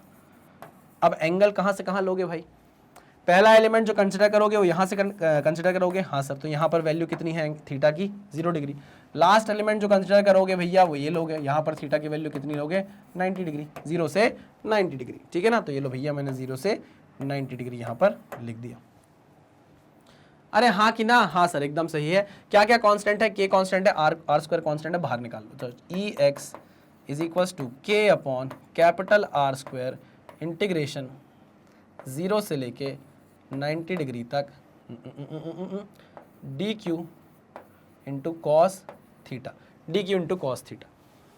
Problem वही फंसेगी कि यहाँ इंटीग्रेशन नहीं हो सकता। क्यों नहीं हो सकता? क्योंकि भैया यहाँ थीटा है, ये DQ है, कैसे करोगे इंटीग्रेशन? डी थीटा चाहिए कि नहीं चाहिए? बिल्कुल चाहिए, डी थीटा हमें चाहिए। तो आओ जद्दोजहद करेंगे उसके लिए। हमने जाना है, हमने माना है कि इसकी लेंथ जो है कोऑर्डिनेट की वो L है, और लीनियर मास डेंसिटी जैसी चीज अब हमारे दिमाग में घुस चुकी है। Q upon L is nothing but DQ upon DL। लिख सकता हूँ कि नहीं लिख सकता? सही चीज लिखी कि नहीं लिखी मैंने? अब ये मत पूछना कैसे हुआ प्लीज, मैं रो दूंगा यार प्लीज। ये चीज आपको पता होनी चाहिए कि ऐसा हमने क्यों लिखा है, ठीक है ना। Lambda is equal to Q by L is equal to D Q by D L, यानी कि आप डी क्यू को क्या लिख सकते हो? डी क्यू को आप लिख सकते हो लैम्डा इंटू डी एल, सीधा सीधा, ठीक है। लेकिन इससे हमारा काम बनेगा क्या? डी क्यू को अगर मैं लैम्डा इंटू डी एल लिख दूँ, काम बनेगा क्या? यहाँ मुझे डी थीटा चाहिए, तो आपको पता है कि डी एल को मैं क्या लिख सकता हूँ? मुझे बताओ। इस डी एल को मैं क्या लिख सकता हूँ? आर डी थीटा लिख सकता हूँ, आर डी थीटा लिख सकता हूँ, बिल्कुल लिख सकते हैं सर। तो R into D theta, okay. तो इस डी एल को उठाओ, यहाँ पुट करो, तो आपके पास जो डी क्यू बनता है एक्चुअल में वो क्या बनता है? Lambda into R D theta. बात समझे? बूझे कि नहीं बूझे? सर बूझ गए। डी क्यू की वैल्यू क्या बनती है? Lambda into R into D theta. उठाओ यहाँ पर पुट करो। तो जगह की कमी है मुझे, लेकिन कोई बात नहीं, मैं इसके पीछे जाऊँगा और यहाँ पर सॉल्व करने की कोशिश करूँगा। हे के अपॉन आर स्क्वायर बाहर है क्या? के अपॉन आर स्क्वायर बाहर है। इंटीग्रेशन यहाँ पर डी क्यू की वैल्यू मुझे पुट करनी है कितनी? Lambda into R into D theta. सही लिखा है मैंने? R D theta, lambda into R into D theta, ठीक है। तो lambda into R into sine theta, cos theta था कि साइन थीटा था? Cos theta into D theta, cos theta into D theta. मानते हैं नहीं मानते हैं? बिल्कुल मानते हैं। बाहर निकाल लो जो जो कांस्टेंट है। तो E X is equal to K into lambda into R upon R square. Integration यहाँ से 0 से 90 डिग्री तक था, ठीक है ना। लिख देता हूँ मैं 0 से 90 डिग्री, अंदर क्या बचा? Cos theta D theta. अब इंटीग्रेट हो सकता है ना बड़े आराम से, बड़े आराम से। तो E X is equals to, इससे इसको काट दिया, क्या बचा? K into lambda upon R, integration 0 से लेके 90 डिग्री तक। इंटीग्रेट कर भी दूं क्या? लगे हाथ कर ही देता हूं यार। कॉस थीटा का इंटीग्रेशन क्या होगा? कॉस का इंटीग्रेशन होता है साइन थीटा, कॉस का इंटीग्रेशन होता है साइन थीटा, पक्का है ना। 0 से लेके 90 डिग्री तक। आपके दिमाग में भी आता है क्या ऐसे इंटीग्रेट और डिफरेंशिएट करते टाइम? मैं तो अपने मन से पूछता हूँ, सही है क्या? सही किया ना? फिर मैं अपने आप से ही बोलता हूँ हाँ ना, है ना। ठीक है, चलो आपके मन में भी आता होगा कि यार एक बार चेक कर लो सही किया है कि नहीं किया है। क्योंकि डिफरेंशिएशन और इंटीग्रेशन जब आप साथ में करते रहते हो ना, तो कभी कभी उल्टा हो जाता है, दिमाग घूम जाता है, अरे अरे अरे ये क्या कर दिया। चलिए, तो यहाँ पर अगर मैं डालता हूँ लिमिट, तो ई एक्स की वैल्यू क्या आती है, K into lambda by R sine theta, sine 90 is 1, sine 90 is 1, sine 0 is 0, तो कितना आ जाएगा, के लेमडा बाय आर। तो ई एक्स की वैल्यू आ गई कितनी, के लेमडा बाय आर, ठीक है ना। मैग्नीट्यूड किस डायरेक्शन में है, लेकिन ये माइनस एक्स की डायरेक्शन में है। किस डायरेक्शन में है, माइनस एक्स की डायरेक्शन में। अगर मान लो आपके पास एग्जाम में इसका उल्टा आ जाए तो फिर उधर होगी, है ना। अगर ऐसा कोऑर्डिनेट बन के आ जाएगा तो फिर एक्स की डायरेक्शन, ई एक्स की डायरेक्शन इधर ही होने वाली है, ठीक है। चलो वेरी गुड, तो ई एक्स की वैल्यू के लेमडा बाय आर आ गई। चलो बहुत बढ़िया। मैं इसको चलो आखिरी में समझाऊंगा आपको, के लेमडा बाय आर। अब ये ई एक्स की वैल्यू आई है, ई वाई की नहीं आई है। अभी ई वाई भी निकालना है। ई वाई कैसे निकलेगा, integration of D sine theta से। आओ उसे भी सॉल्व करते हैं। तो E Y is nothing but D E sine theta. अब आप जानते हो डी की वैल्यू है के क्यू, के डी क्यू, नहीं क्या थी यार वैल्यू, के D Q upon capital R square, यही थी ना। हाँ चलो, इनटू साइन थीटा, इंटीग्रेशन कहाँ से कहाँ तक, 0 से 90 डिग्री तक। सारे स्टेप्स वही हैं। के अपॉन आर स्क्वायर बाहर निकाल लो, के अपॉन कैपिटल आर स्क्वायर बाहर निकाल लो, ब्रैकेट के अंदर डी क्यू बचेगा, D Q into sine theta. वही दिक्कत फंसेगी हमको वापस कि इंटीग्रेट कैसे करें। तो हमने अपना जुगाड़ ऑलरेडी लीनियर चार्ज डेंसिटी से निकाल लिया है। E Y is equal to, अब K upon R square, K upon capital R square. अब डी क्यू की वैल्यू आपने क्या पुट की थी, lambda R into sine theta to D theta, यही किया था आपने। देखो डी क्यू की वैल्यू आपने क्या पुट की थी, कहाँ गया, डी क्यू की वैल्यू आपने पुट की थी lambda R into D theta. कोई दिक्कत वाली बात नहीं, निकाल चुके हैं। तो यहाँ वापस हमने पुट कर दिया lambda R sine theta D theta. अब देखो लेमडा आर बाहर निकाल लो, के इंटू लेमडा इंटू आर बाहर निकाल लो, sine theta into D theta. इसमें एंगल है आपका 0 डिग्री से 90 डिग्री तक। साइन थीटा का इंटीग्रेशन क्या होगा, माइनस ऑफ कॉस थीटा। अब आप देखो कॉस का कहाँ गया हमारा, कॉस का इंटीग्रेशन था साइन, साइन का इंटीग्रेशन क्या होगा, माइनस ऑफ कॉस। चलिए बहुत बढ़िया, आर स्क्वायर से काट देता हूँ। तो E Y is nothing but K into lambda by R, 0 से लेके 90 डिग्री, इंटीग्रेट कर ही दो ना sir, minus cos theta, limit डालो कहाँ से कहाँ तक, 0 से 90 डिग्री तक। माइनस बाहर निकाल लूँ, ये माइनस बाहर निकाल लेता हूँ। तो E Y is nothing but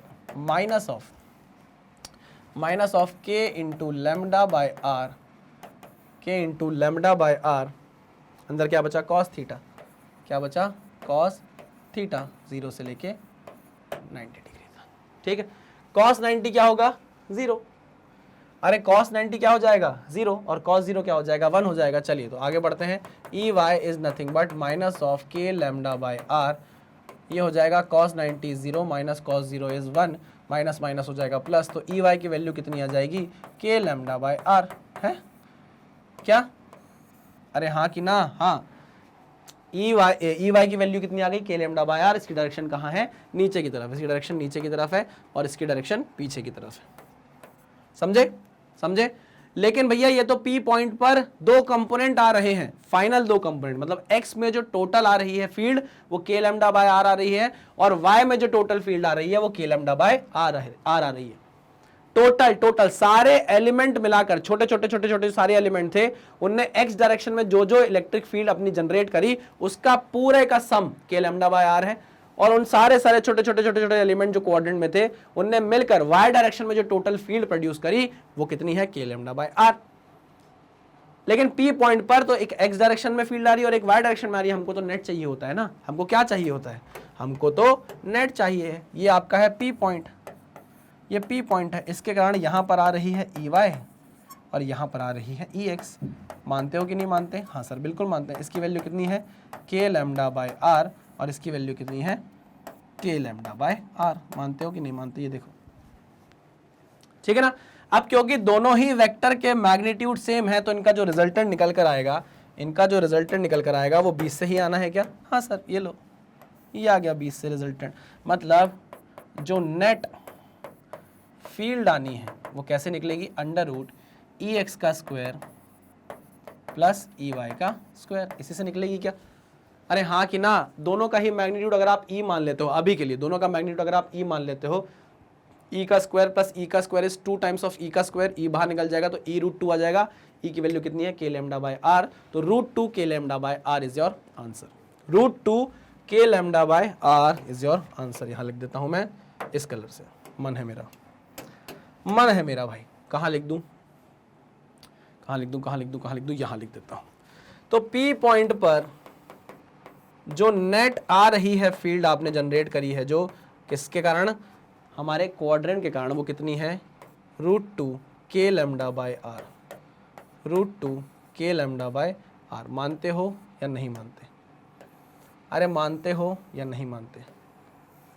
अगर इसको वेक्टर फॉर्म में लिखना होगा, अगर इसको वेक्टर फॉर्म में लिखना होगा तो भी बता देता हूँ यहाँ पर कैसे लिखोगे आप। इलेक्ट्रिक फील्ड जो आ रही है पॉइंट P पर, वो आ रही है k lambda by R minus of k lambda by R I cap, और नीचे की तरफ minus of k lambda by R J cap, ठीक है। अरे माइनस मतलब इस डायरेक्शन में है, x का कंपोनेंट इस डायरेक्शन में है, y का कंपोनेंट नीचे की तरफ है, तो माइनस आई कैप माइनस जे कैप, ये मैंने वेक्टर फॉर्म में आपको बता दिया, इस फॉर्म में बता दिया, वेक्टर फॉर्म में। वाह वाह वाह सर वाह, वेक्टर फॉर्म, बहुत बढ़िया। प्लीज़ यार, प्लीज़ इसको नोट डाउन करो यार अच्छे से, बहुत मेहनत लगती है इन सब चीज़ों में, प्लीज़ अच्छे से नोट डाउन करो, प्रॉपर तरीके से अपनी कॉपी में लिखो इसको भी और इसे भी। लिख लिया, चलो क्लियर, क्लियर, बहुत बढ़िया। बहुत सारे फॉर्मूलेज आपको देखने को मिल रहे हैं, टेंशन नहीं लेने का। आखिरी में मैं आपको और भी जो कुछ हो सकते हैं उनके फॉर्मूलेज बता दूंगा बाद में। अभी जो कर सकते हैं, निकाल सकते हैं, हम सब कुछ कोशिश कर रहे हैं। अब आपके सामने आई है एक आर्टिकल प्रॉब्लम। आर्टिकल प्रॉब्लम क्यों होने वाली है अभी आपको समझ में आएगा। पहले आप जो बता रहा हूं वो सुन लीजिए। मैंने आपको बोला था आर्टिकल प्रॉब्लम से हम बहुत सारे प्रॉब्लम्स को उड़ा देते हैं, है ना। मैं ये बोलना चाहूँगा शुभम भैया से कि मुझे ठंड लग रही है बहुत ही बढ़िया, तो आप थोड़ा सा टेम्परेचर बढ़ा दें। टेम्परेचर बढ़ाते हैं क्या ठंड लगती है तो हमें तो लगता है कि सर टेम्परेचर कम करते हैं। अरे एसी है भाई, एसी।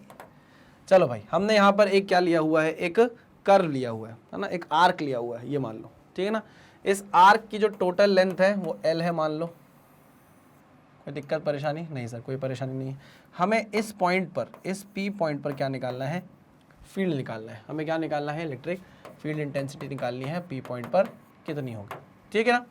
चलिए जितने लोगों को समझ में आ गया है, ये देखो, ये मैंने आपको ग्रेविटेशन में भी कराया था, अगर आपको याद हो तो। नहीं याद होगा, जिनने नहीं पढ़ा है मुझसे ग्रेविटेशन, प्लीज़ जाकर ग्रेविटेशन पढ़िए। सर अब क्या करेंगे, अब तो हम 12th में आ गए हैं। अरे भैया, कंपटीशन की तैयारी नहीं करनी है क्या, है इतना घमंड, ऐसा थोड़ी ना चलेगा ना, ऐसे कैसे चलेगा दीदी। चलिए, बात वही होगी कि हमें पॉइंट चार्ज पता करना पड़ेगा, हमें एक DQ एलिमेंट देखना पड़ेगा, DQ चार्ज देखना पड़ेगा, DL एलिमेंट देखना पड़ेगा। वो हम कैसे देखेंगे, तो वो मैं आपको बताने जा रहा हूँ, ध्यान से देखना। यहाँ कहीं आपको सिमेट्री दिख रही है, सिमेट्री आपको कहीं दिख रही है, आप बोलोगे हाँ सर सिमेट्री तो एकदम दिख रही है हमें। सर चार्ज को डिस्ट्रीब्यूट तो कर दो, सिमेट्री है, राइट। चार्ज को डिस्ट्रीब्यूट तो कर दो। अरे हाँ भाई, लो चार्ज को मैंने डिस्ट्रीब्यूट कर दिया, भूल जाता हूँ मैं चार्ज डिस्ट्रीब्यूट करना। ये लो भाई, चार्ज डिस्ट्रीब्यूट कर दिया, ठीक है ना। कौन सा चार्ज डिस्ट्रीब्यूट हुआ है, Q चार्ज, मैंने पॉजिटिव Q चार्ज क्या कर दिया है, पूरी तरीके से अच्छे से डिस्ट्रीब्यूट कर दिया है, ठीक। हमेशा की तरह वही चीज़ कि हमको एक एलिमेंट लेना पड़ेगा, तो मैंने एक एलिमेंट लिया, ये मैंने एक एलिमेंट लिया हुआ है, ठीक है ना। ये एलिमेंट कितने लेंथ का होने वाला है, कितनी दूरी पर होने वाला है, अब ध्यान से सुनिएगा। यहाँ से थीटा डिस्टेंस पर, अरे रे मुझे चाहिए सीधी लाइन, ठीक है ना। यहाँ से थीटा डिस्टेंस पर जाकर मैंने ये एलिमेंट कंसिडर किया है, ठीक है ना। और ये एंगल कितना होगा, फिर ये एंगल होगा d थीटा। ये एंगल कितना हुआ, d थीटा, ऐसे लिख दूं, d थीटा। ये एंगल कितना हुआ, d थीटा हुआ। अच्छा, इस पूरे आर्क ने जो सबटेंड किया है एंगल, इस पूरे आर्क ने जो एंगल सबटेंड किया है वो एंगल मैं ले रहा हूं फाई। जो आर्क ने सबटेंड किया है एंगल वो है क्या, फाई। समझ गया कि नहीं, कंफ्यूज नहीं होने का। ये थीटा है, यहां से देख रहा हूं मैं, इस एक्सिस से चला मैं, ये थीटा और डी थीटा पर जाकर मैंने क्या ले लिया, एक छोटा सा एलिमेंट कंसिडर कर लिया। इस आर्क ने जो एंगल सबटेंड किया है सेंटर पे, उसको मैंने क्या बोला, पी पॉइंट पे, उसको मैंने क्या बोला, फाई बोला, ठीक है। आ जाओ, इसकी लेंथ कितनी है यार, इसकी लेंथ कितनी है, इसकी लेंथ है DL, और चार्ज है जो वो DQ है। इसको मैं क्या बोल सकता हूँ, पॉइंट चार्ज बोल सकता हूँ, इसको मैं पॉइंट चार्ज कंसिडर करता हूँ, ठीक है ना। जैसे ही यहाँ पर आपने बोला कि यहाँ पर पॉइंट चार्ज है DQ, उसने अपनी फील्ड बनाना चालू कर दी, उसने बताया कि भाई मेरी फील्ड बन रही है क्योंकि मैं पॉजिटिव चार्ज हूँ, तो मैं अवे फ्रॉम इट क्या बनाऊंगा, अपनी फील्ड बनाऊंगा। तो यहाँ पर इसने अवे फ्रॉम द पॉइंट इसने अपनी एक फील्ड बनाई DE। ध्यान से सुनना, आपने पहले ही ये बोल दिया था कि यहाँ सिमेट्री है, अगर सिमेट्री है तो क्या होने वाला है लोग समझ गए होंगे, आपको समझ में आ रहा होगा, नहीं आया है तो जुड़े रहिए, अभी समझ में आएगा। अब इस DE के दो कंपोनेंट होने हैं क्या, इस DE के दो कंपोनेंट होने हैं क्या, मुझे बताइए आप। हाँ सर, एक ये कंपोनेंट होगा, एक ये कंपोनेंट होगा, ठीक है ना। अगर ये थीटा है तो ये भी क्या होगा, थीटा होगा। This is DE cos theta, this is DE cos theta and this is DE sin theta. कुछ समझ में आ रहा है, ये वापस ये EX बन गया और ये EY बन गया। अब आप ये मत बोलना कि सर x कंपोनेंट तो हमेशा cos वाला होता है, वो डिपेंड करता है कि मैंने थीटा कहाँ से लिया है, ठीक है। तो यहाँ पर x कंपोनेंट बना कि यहाँ पर जो टोटल फील्ड जनरेट कर रहा है ये छोटा सा पॉइंट चार्ज, इस फील्ड के दो कंपोनेंट है, एक x डायरेक्शन में है DE cos theta, DE sin theta, और एक y डायरेक्शन में है DE cos थीटा। समझ में आई बात? हाँ सर समझ में आ गई। मैंने बोला था कि यहाँ पर सिमेट्री एग्जिस्ट करती है, मतलब इसके जस्ट अपोजिट, यानी कि एक इससे मिलता जुलता, इससे मिलता जुलता एक एलिमेंट यहाँ भी होगा। देखो, इससे मिलता जुलता एक एलिमेंट यहाँ भी होगा। ये वो एलिमेंट है इससे मिलता जुलता, ये वो एलिमेंट है इससे मिलता जुलता, ठीक है ना। अब ये क्या करेगा, ये भी क्या करेगा, अपने से दूर एक फील्ड बनाएगा। देखना देखना देखना देखना, दूसरे कलर से बनाता हूँ। ये गया गया गया, इसने अपनी फील्ड ये बनाई, अरे यार, इसने अपनी फील्ड ऐसी बनाई, ठीक है ना, ये इसने फील्ड बनाई। अब इसके दो कंपोनेंट होंगे, एक ये कंपोनेंट होगा DE sin थीटा, यानी कि ये x में कंपोनेंट, और इसका एक और कंपोनेंट होगा नीचे की तरफ DE cos थीटा, जो क्या होगा, y कंपोनेंट होगा। मेरी समझ रहे हो बात कि नहीं समझ रहे हो, हाँ कि ना। तो अब आप देखो, हर एलिमेंट का एक सिमेट्रिक एलिमेंट आपको देखने को मिलेगा जो क्या कर रहा है, जो टोटल फील्ड बनेगी उसके x कंपोनेंट को काट रहा है, जो भी फील्ड बन रही है उसके x कंपोनेंट को काटता जा रहा है। देखो ना आप, जो सेमी सर्कल में हो रहा था, यहां पर एलिमेंट क्या है, एक दूसरे के सिमेट्रिक है, तो x कंपोनेंट क्या होने वाला है, यहां पर कटने वाला है। तो कुल मिलाकर यहां पर जो टोटल फील्ड आएगी पॉइंट P पर, वो किसके कारण आने वाली है, वो सिर्फ और सिर्फ y component of the field को ऐड करने के कारण आएगी। बात समझ में आएगी नहीं? तो यहां सबसे पहले मैं लिख देता हूं EX gets cancelled out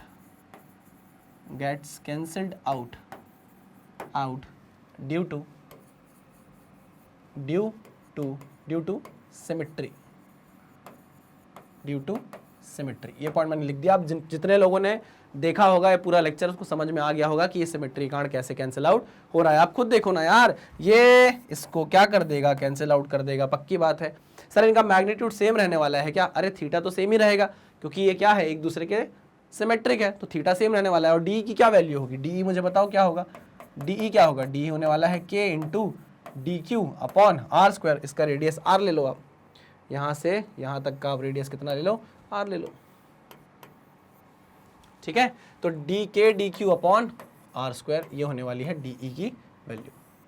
मैंने आपको बोला जो टोटल पी पॉइंट पर फील्ड बनने वाली है वो बन सकती थी किसके कारण वो बन सकती थी x के कारण प्लस y के कारण। लेकिन आपने बोला कि x तो क्या कर जा रहा है भाई, एक दूसरे को कैंसिल आउट कर दे रहा है, तो x डायरेक्शन में कोई भी फील्ड का कंपोनेंट नहीं आने वाला, तो ये जीरो होने वाला है। तो इसका मतलब ये हुआ कि जो टोटल फील्ड बनने वाली है वो एक्चुअल में डी ई कॉस थीटा से बनने वाली है, जिसमें एंगल क्या होगा, अरे भैया D E cos theta, D E cos theta, D E cos theta सब जोड़ते जाओगे ना तो इंटीग्रेट करना पड़ेगा। कहाँ से कहाँ इंटीग्रेट करोगे, तो पहला एलिमेंट आप लोगे, ये पहला एलिमेंट आप ये लोगे। अब यहाँ पता नहीं है कि थीटा की वैल्यू क्या होगी, हमें नहीं पता है ना। और जब आप लास्ट एलिमेंट लोगे तो लास्ट एलिमेंट आप ये लोगे। अब यहाँ क्या थीटा की वैल्यू होनी है ये हमें नहीं पता, सोचना पड़ेगा, थोड़ा सा सोचना पड़ेगा। मुझे बताओ ये एंगल कितना है, ये एंगल कितना है, क्या ये एंगल फाई बाय 2 है? हाँ सर। ये एंगल कितना है सर, ये एंगल भी फाई बाय 2 है। आपने थीटा नापना कहाँ से चालू किया था, यहाँ से नापना चालू किया था, मतलब ये आपके लिए पॉजिटिव वैल्यू है, ये आपके लिए नेगेटिव वैल्यू है, ये आपके लिए पॉजिटिव वैल्यू है और ये आपके लिए नेगेटिव वैल्यू है। बात समझे कि नहीं समझे? हाँ। तो इस डायरेक्शन में जब आप थीटा लेकर जाओगे तो आप बोलोगे कि भैया मैं पॉजिटिव डायरेक्शन में जा रहा हूँ, और कहाँ तक जा रहा हूँ, कौन सा एलिमेंट, ये एलिमेंट चाहिए आपको, तो थीटा की किस वैल्यू पर आपको ये एलिमेंट मिल रहा है, 5/2। अरे भैया थीटा की वैल्यू जब पॉजिटिव 5/2 के बराबर हो जाएगी तो ये एलिमेंट आ जाएगा कि नहीं, पहला एलिमेंट, हाँ कि ना, हाँ। तो हम बोल रहे हैं कि हम कहाँ से स्टार्ट कर रहे हैं, theta is equals two plus 5/2 से स्टार्ट कर रहे हैं, हाँ कि ना, और कहाँ तक जा रहे हैं, यहाँ तक जा रहे हैं। यहाँ पर थीटा की वैल्यू कितनी है, -5/2। देखो ना आखिरी एलिमेंट जो आपको मिल रहा है वो थीटा की किस वैल्यू पर मिल रहा है, थीटा इधर जाना पड़ेगा, थीटा को इस डायरेक्शन को आप नेगेटिव बोल रहे हो, और आखिरी थीटा की लास्ट वैल्यू क्या होगी, -5/2। तो यहाँ पर लिमिट क्या चढ़ जाएगी, -5/2। कोई दिक्कत, कोई परेशानी क्या, मुझे बता दो यहाँ तक। नहीं सर कोई परेशानी सर, लेकिन हम ये कर क्यों रहे हैं, क्योंकि ये एक आर्टिकल प्रॉब्लम है। इसको अगर आपने सॉल्व कर लिया और इसके जो रिजल्ट है उसको अगर आपने याद कर लिया तो आपको इससे पहले जो मैंने आपको दो तीन चीजें बताई उसको समझने की जरूरत नहीं है, आप यहीं से सब उड़ा दोगे। सर तो पहले बताना चाहिए था ना, पहले बताना चाहिए था ना। अरे भाई कन्वेंशनल तरीका भी तो सीखो कि कैसे डिराइव करते हैं, कल के दिन मेंस एडवांस दोगे, पढ़ना पड़ेगा ना भाई, डेरिवेशन के बीच से क्वेश्चन बन जाते हैं, ये सारी चीजें पता होनी चाहिए, इसलिए आपको समझा रहा हूं। चलो आ जाओ। अब d की वैल्यू है k dq upon R square, put करो सटासट। तो EP की वैल्यू कितनी आ गई है, ये आ गई है k into D Q upon capital R square into cos theta, के ई डी हो गया 5/2 से -5/2, ठीक है ना। चलिए क्या क्या कांस्टेंट है, k कांस्टेंट है, आर स्क्वायर कांस्टेंट है, बाहर निकल जाएगा। डी क्यू की वही बात आ जाएगी, वही फैला रहा जाएगा फिर से कि lambda is nothing but q upon L, lambda is nothing but q upon L, यानी कि D Q upon D L. समझते हो कि नहीं समझते, हाँ कि ना, हाँ सर बिल्कुल समझते हैं। तो यहाँ पर आप मुझे क्या डी एल की वैल्यू निकाल कर बता सकते हो, बिल्कुल बता सकते हैं सर। ये है कैपिटल आर, ये है डी थीटा, कैपिटल आर है डी थीटा। चलो सटासट, तो lambda is equals to D Q, D L की वैल्यू आपने बोली है आर इंटू डी थीटा, यही है ना, आर इंटू डी थीटा, ठीक है। तो डी क्यू की वैल्यू कितनी आने लगी, डी क्यू वैल्यू आ रही है कि lambda into R D theta, ठीक है ना। ये तो आपको समझ में आ ही गया होगा, बच्चों को समझ में आ गया होगा, ये तो यार हर बच्चे को समझ में आ गया होगा कि कैसे आपने डी क्यू की वैल्यू निकाली है। पिछले इतनी देर से हम यही कर रहे हैं, ठीक है। आ जाओ भाई, मैं इसलिए बताता हूँ ये सारी चीज़ें बार बार कि अगर मान लो किसी बच्चे ने अभी वीडियो खोल के देखना चालू किया है तो उसे समझ में आना चाहिए कि सर क्या बता रहे हैं, बस इसीलिए, है ना। आप लोग मेरे परिवार जैसे हो, सबको समझ में आना चाहिए, इसलिए मैं इतनी मेहनत करता हूँ, नहीं तो कोई बात नहीं, बढ़ तो मैं अभी आगे चलता हूँ फटाफट। लैम्डा आर डी थीटा, इसको यहाँ पुट करो, तो डी क्यू की वैल्यू आप क्या पुट कर दो भाई, लैम्डा आर डी थीटा, कोई दिक्कत, यहाँ से पुट करिए मैंने, K lambda R upon R square, R से काट दो, के लैम्डा बाय आर बाहर निकाल लो, के लैम्डा बाय आर आप बाहर निकाल लो। चलो आ जाओ, तो यहाँ पर ईपी कितना आने लग जाएगा, के लैम्डा बाय आर आपने बाहर निकाला, के लैम्डा बाय आर बाहर निकाला, इंटीग्रेशन में बचा cos theta D theta, cos theta D theta minus नहीं प्लस 5/2 से -5/2, ठीक है। चलो वेरी गुड। कॉस थीटा का इंटीग्रेशन क्या होगा, साइन थीटा, साइन का डिफरेंशिएशन कॉस होता है, कॉस का इंटीग्रेशन साइन होता है, तो ये हो जाएगा sine theta K lambda by R, K lambda by R sine theta, और साइन थीटा की लिमिट चढ़ जाएगी कहाँ से कहाँ तक, प्लस 5/2 से लेके -5/2 तक। अब साइन यहाँ पर आप पुट करोगे, साइन माइनस थीटा कितना हो जाता है, माइनस ऑफ साइन थीटा हो जाता है, हाँ कि ना, हाँ सर ठीक है, माइनस ऑफ साइन थीटा हो जाएगा यहाँ, और यहाँ आगे क्या हो जाएगा, plus of sine theta by 2, है ना। तो हम क्या कर देंगे, इसको आगे ले लेंगे, इसको पीछे कर देंगे, कर दूं पक्का, हाँ सर। चलो आ जाओ, तो हम यहाँ से करते हैं स्लाइड चेंज और निकालते हैं भैया, क्या निकाल रहे थे हम, ईपी, हम क्या निकाल रहे थे, पी पॉइंट पर अपनी फील्ड निकाल रहे थे। तो के लैम्डा बाय आर लिमिट चढ़ेगी साइन माइनस ऑफ 5/2, तो माइनस ऑफ साइन 5/2 आ जाएगा, ठीक है, minus of sine 5/2, minus of sine 5/2, समझे कि नहीं समझे, हाँ सर समझ गए। तो ये आ गया K lambda by R, K lambda by R minus 2 times of sine 5/2, ठीक है, बाहर निकाल लो इसको, तो -2 times of K lambda by R into sine 5/2, ये आ गई आपकी पी पॉइंट पर टोटल इलेक्ट्रिक फील्ड। अच्छा, इसका क्या मतलब सर, आपने बोला था कि एक आर्टिकल प्रॉब्लम है, हमें बताइए तो सही ये आर्टिकल प्रॉब्लम कैसे है। ठीक है, इसको आप याद करिए प्लीज़, इसको आप क्या करिए भैया, याद करो, याद करो। क्यों क्यों ये आर्टिकल प्रॉब्लम क्यों है, मैं अभी आपको समझाता हूँ। देखो अगर मैं बोलूँ कि फाई की वैल्यू कितनी है, अगर फाई की वैल्यू मैं बोल दूं 180 डिग्री है, चलो मुझे बताओ, अगर फाई की वैल्यू 180 डिग्री है, ये फाई की वैल्यू अगर 180 डिग्री हो गई तो ये क्या बन जाएगा? अगर फाई की वैल्यू 180 डिग्री हो गई तो वो क्या बन जाएगा मुझे बताओ सर? अगर फाई की वैल्यू 180 डिग्री हो गई तो ये बन जाएगा एक सेमी सर्कल, हाँ कि ना? अरे सर समझ गया समझ गया समझ गया। अगर फाई की वैल्यू 180 डिग्री कर दी आपने तो ये क्या बन गया? ये हो गया फाई 180 डिग्री, तो ये क्या बन गया? सेमी सर्कल बन गया। हाँ सर सेमी सर्कल बन गया। यहाँ जैसे ही आप 180 पुट करोगे तो 180/2 क्या होता है? 90 होता है, तो साइन 90 क्या होता है? 1 होता है। तो यहाँ पर ईपी की वैल्यू कितनी आ जाएगी? ईपी की वैल्यू आ जाएगी -2 times of k lambda bye r। समझे कि नहीं समझे? अगर मैं यहाँ पर आपको बोलूँ कि फाई की वैल्यू क्या कर दो? 90 डिग्री कर दो, तो अगर जैसे आपने फाई की वैल्यू 90 डिग्री करी, फाई की वैल्यू जैसे ही आप 90 डिग्री करोगे कितना हो जाएगा? ये फाई की वैल्यू 90 डिग्री करोगे तो कितना हो जाएगा? क्वाड्रेंट बनेगा कि नहीं बनेगा? बिल्कुल बनेगा। तो ये बनेगा कुछ ऐसा क्वाड्रेंट, ठीक है ना? कुछ ऐसा क्वाड्रेंट। तो यहाँ पर फिर वही बात हो जाएगी कि टोटल इलेक्ट्रिक फील्ड जो आप निकालोगे पी पॉइंट पर, पी पॉइंट कहाँ है? This is your P point, ये पी पॉइंट है। इसमें पी पॉइंट कहाँ है? This is your P point, this is your P point. कितनी हो जाएगी भाई? Sine 90/2 is 1/2, sine 90/2 is 45, sine 45 is 1/√2, ठीक है? तो कितना हो जाएगा? -2k lambda by r 1/√2। मैं ऊपर मल्टीप्लाई करूंगा √2, नीचे मल्टीप्लाई करूंगा √2 से 2 कट जाएगा, कितना आ जाएगा? √2k lambda by r। अब आप बोलोगे सर ये माइनस साइन क्यों आ रहा है? वहाँ पर तो माइनस नहीं आ रहा था। बिल्कुल सही क्वेश्चन है आपका। यहाँ माइनस साइन इसलिए आ रहा है क्योंकि मैंने लिमिट यहाँ पर उल्टी रख दी है।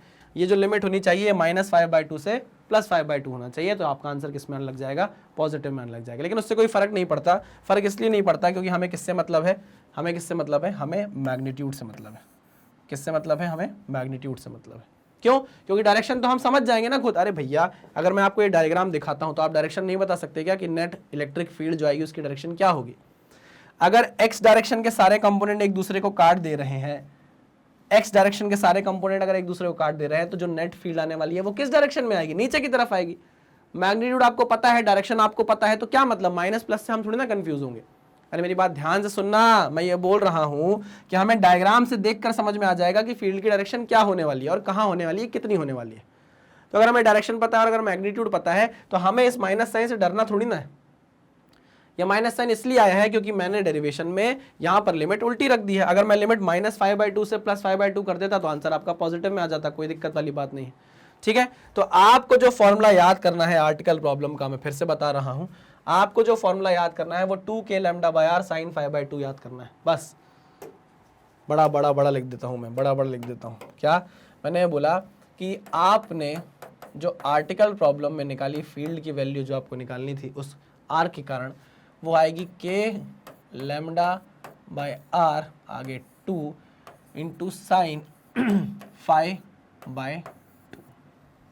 समझे कि नहीं समझे? हाँ सर समझ गया, ठीक है ना? माइनस साइन रहने दो उसको, उससे कोई फर्क नहीं पड़ेगा क्योंकि आप जानते हो, आपको आइडिया है आप जानते हो, आपको आइडिया है कि डायरेक्शन किधर होने वाली है और मैग्नीट्यूड तो आपके सामने आ ही जाएगा। क्लियर है? सो इस फॉर्मूले को आप याद कर लो भाई, याद कर लो। मैं तो बोलूंगा खून में घुसा लो इसको, तो टाइम बचाएगा ना ये एग्जाम में, आपका ये टाइम बचाने वाला है। अब आपको सेमी सर्कल, क्वाड्रेंट, इनके वैल्यू याद रखने की जरूरत नहीं है। सीधे वैल्यू पुट करते जाओ, एंगल की वैल्यू पुट करते जाओ और आंसर आपके सामने आता जाएगा। पक्का? 100%? हाँ सर। अच्छा अगर मैं आपसे पूछूं कि यहाँ पर जो फील्ड होने वाली है, अच्छा ये तो गया एक्स डायरेक्शन का, तो सब कुछ गया है ना, एक्स डायरेक्शन में सब कुछ गया। यहाँ पर जो फील्ड होने वाली है क्या सिर्फ और सिर्फ वाई डायरेक्शन के कंपोनेंट के कारण होने वाली है? हाँ। तो उसकी डायरेक्शन नीचे की तरफ क्या -j कैप में होगी? हाँ सर बिल्कुल। क्लियर है कि नहीं है? हाँ सर एकदम क्लियर है। तो आपको अगर कोई डायरेक्शन पूछे तो आप देखकर बता सकते हो, ये आपके बुद्धि से आपको पता चल जाएगा। और मैग्नीट्यूड के लिए तो मैंने आपको डेरिवेशन करा ही दिया है, ठीक है ना? यहाँ पर आप चाहो तो लिमिट उल्टा कर सकते हो, -5/2 से +5/2, तो आपका आंसर एकदम सही आ जाएगा। आंसर ये भी गलत नहीं है वैसे, ठीक है? चलो आगे बढ़ते हैं, इसको नोट डाउन कर लो। इसको मैं वापस ले आऊँ, नहीं तो आप बोलोगे सर वो मिटा दिया आपने। चलो चलिए ओके, लिख लीजिए इसे। लिख लिया? इसे भी लिख लीजिए। सॉरी पहले इसे लिखिए, इसे लिखने के बाद इसे लिखिए, ठीक है? चलो बहुत ही बढ़िया। चलिए भाई, तो ये लेक्चर में हमको यहीं तक देखना था। इसके बाद हमें इनफाइनाइट चार्ज की बात करनी है ना, फाइनाइट चार्ज और लीनियर फाइनाइट चार्ज और लीनियर इनफाइनाइट चार्ज की बात करनी है। अगर वो लेक्चर लंबा नहीं होगा तो हम उसी में रिंग की भी बात कर लेंगे और इस लेक्चर को खत्म कर देंगे। इस लेक्चर में हमें इतना ही पढ़ना था, आर्टिकल प्रॉब्लम तक।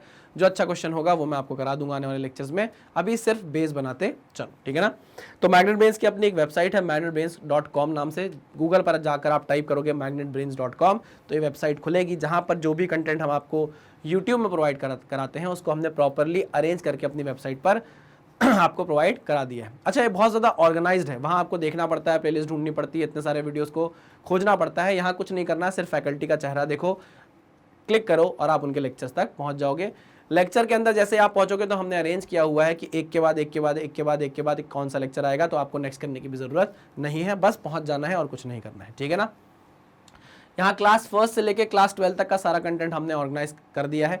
अगर आप क्लास 12 के स्टूडेंट हैं, आप क्लास 12 पे क्लिक करेंगे तो देखिए क्लास 12 के सारे फैकल्टीज़ के लेक्चर यहाँ अवेलेबल हैं। अब आपका मन किया कि चलो आशीष सर और मेरा लेक्चर देखते हैं, तो आपने ऐसे ही क्लिक किया तो यहाँ पर आपको देखो सारे लेक्चर्स दिखने लग जाएंगे। हर पर्टिकुलर चैप्टर में कितने लेक्चर है, एक के बाद एक अरेंज हमने कर दिए हैं, टेंशन लेने की आपको ज़रूरत बिल्कुल भी नहीं है। मैग्नेट ब्रेन्स ने अपना हिंदी मीडियम चैनल भी लॉन्च कर दिया है, सिर्फ और सिर्फ आपके कहने पे, क्योंकि आप बोल रहे थे कि सर हमें चाहिए है चैनल हिंदी मीडियम में जिसका कंटेंट भी हिंदी मीडियम में अवेलेबल हो। तो लीजिए, आपके सामने वो चैनल आ चुका है। आपको क्या करना है, यूट्यूब खोलना है, यूट्यूब में जाकर टाइप करना है मैग्नेट ब्रेन्स हिंदी मीडियम, ये चैनल आएगा, इसको सब्सक्राइब कर लेना है और बेल आइकन को भी प्रेस कर देना है ताकि आप कोई भी अपडेट मिस ना करो, ठीक है ना।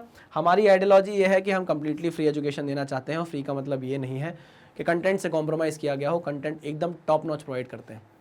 लेकिन देखिए, हम आपसे कोई कोड नहीं मांगते, कोई लगाने को नहीं बोलते कि भैया ये कोड लगाओ तो 10% ऑफ मिलेगा, 50% ऑफ मिलेगा, कुछ नहीं। हम आपको सारा का सारा कंटेंट 100% ऑफ में प्रोवाइड कराते हैं। देखिए, हम पैसे के भूखे तो नहीं, लेकिन हाँ प्यार के ज़रूर भूखे हैं। तो प्यार के लिए हम कुछ भी कर सकते हैं, है ना। और अगर आप हमें प्यार देंगे तो हमें समझ में आएगा कि आप हमें मोटिवेट करना चाहते हैं, हमें सपोर्ट करना चाहते हैं। वो प्यार आप हमें कैसे दे सकते हैं, हमारे वीडियोज़ को लाइक करके, चैनल को सब्सक्राइब करके, और जितना ज़्यादा हो सके वीडियोस को शेयर करके। आज जितना ये सब करते रहेंगे, हमें सपोर्ट करते रहेंगे, हम उतनी ही आपके लिए चीज़ें लेकर आते रहेंगे, ठीक है ना। तो चलिए इसी मैसेज के साथ करते हैं इस लेक्चर को ख़त्म। मिलते हैं नेक्स्ट लेक्चर में, तब तक सावधान रहिए, सतर्क रहिए, पढ़ते रहिए। Thank you very much.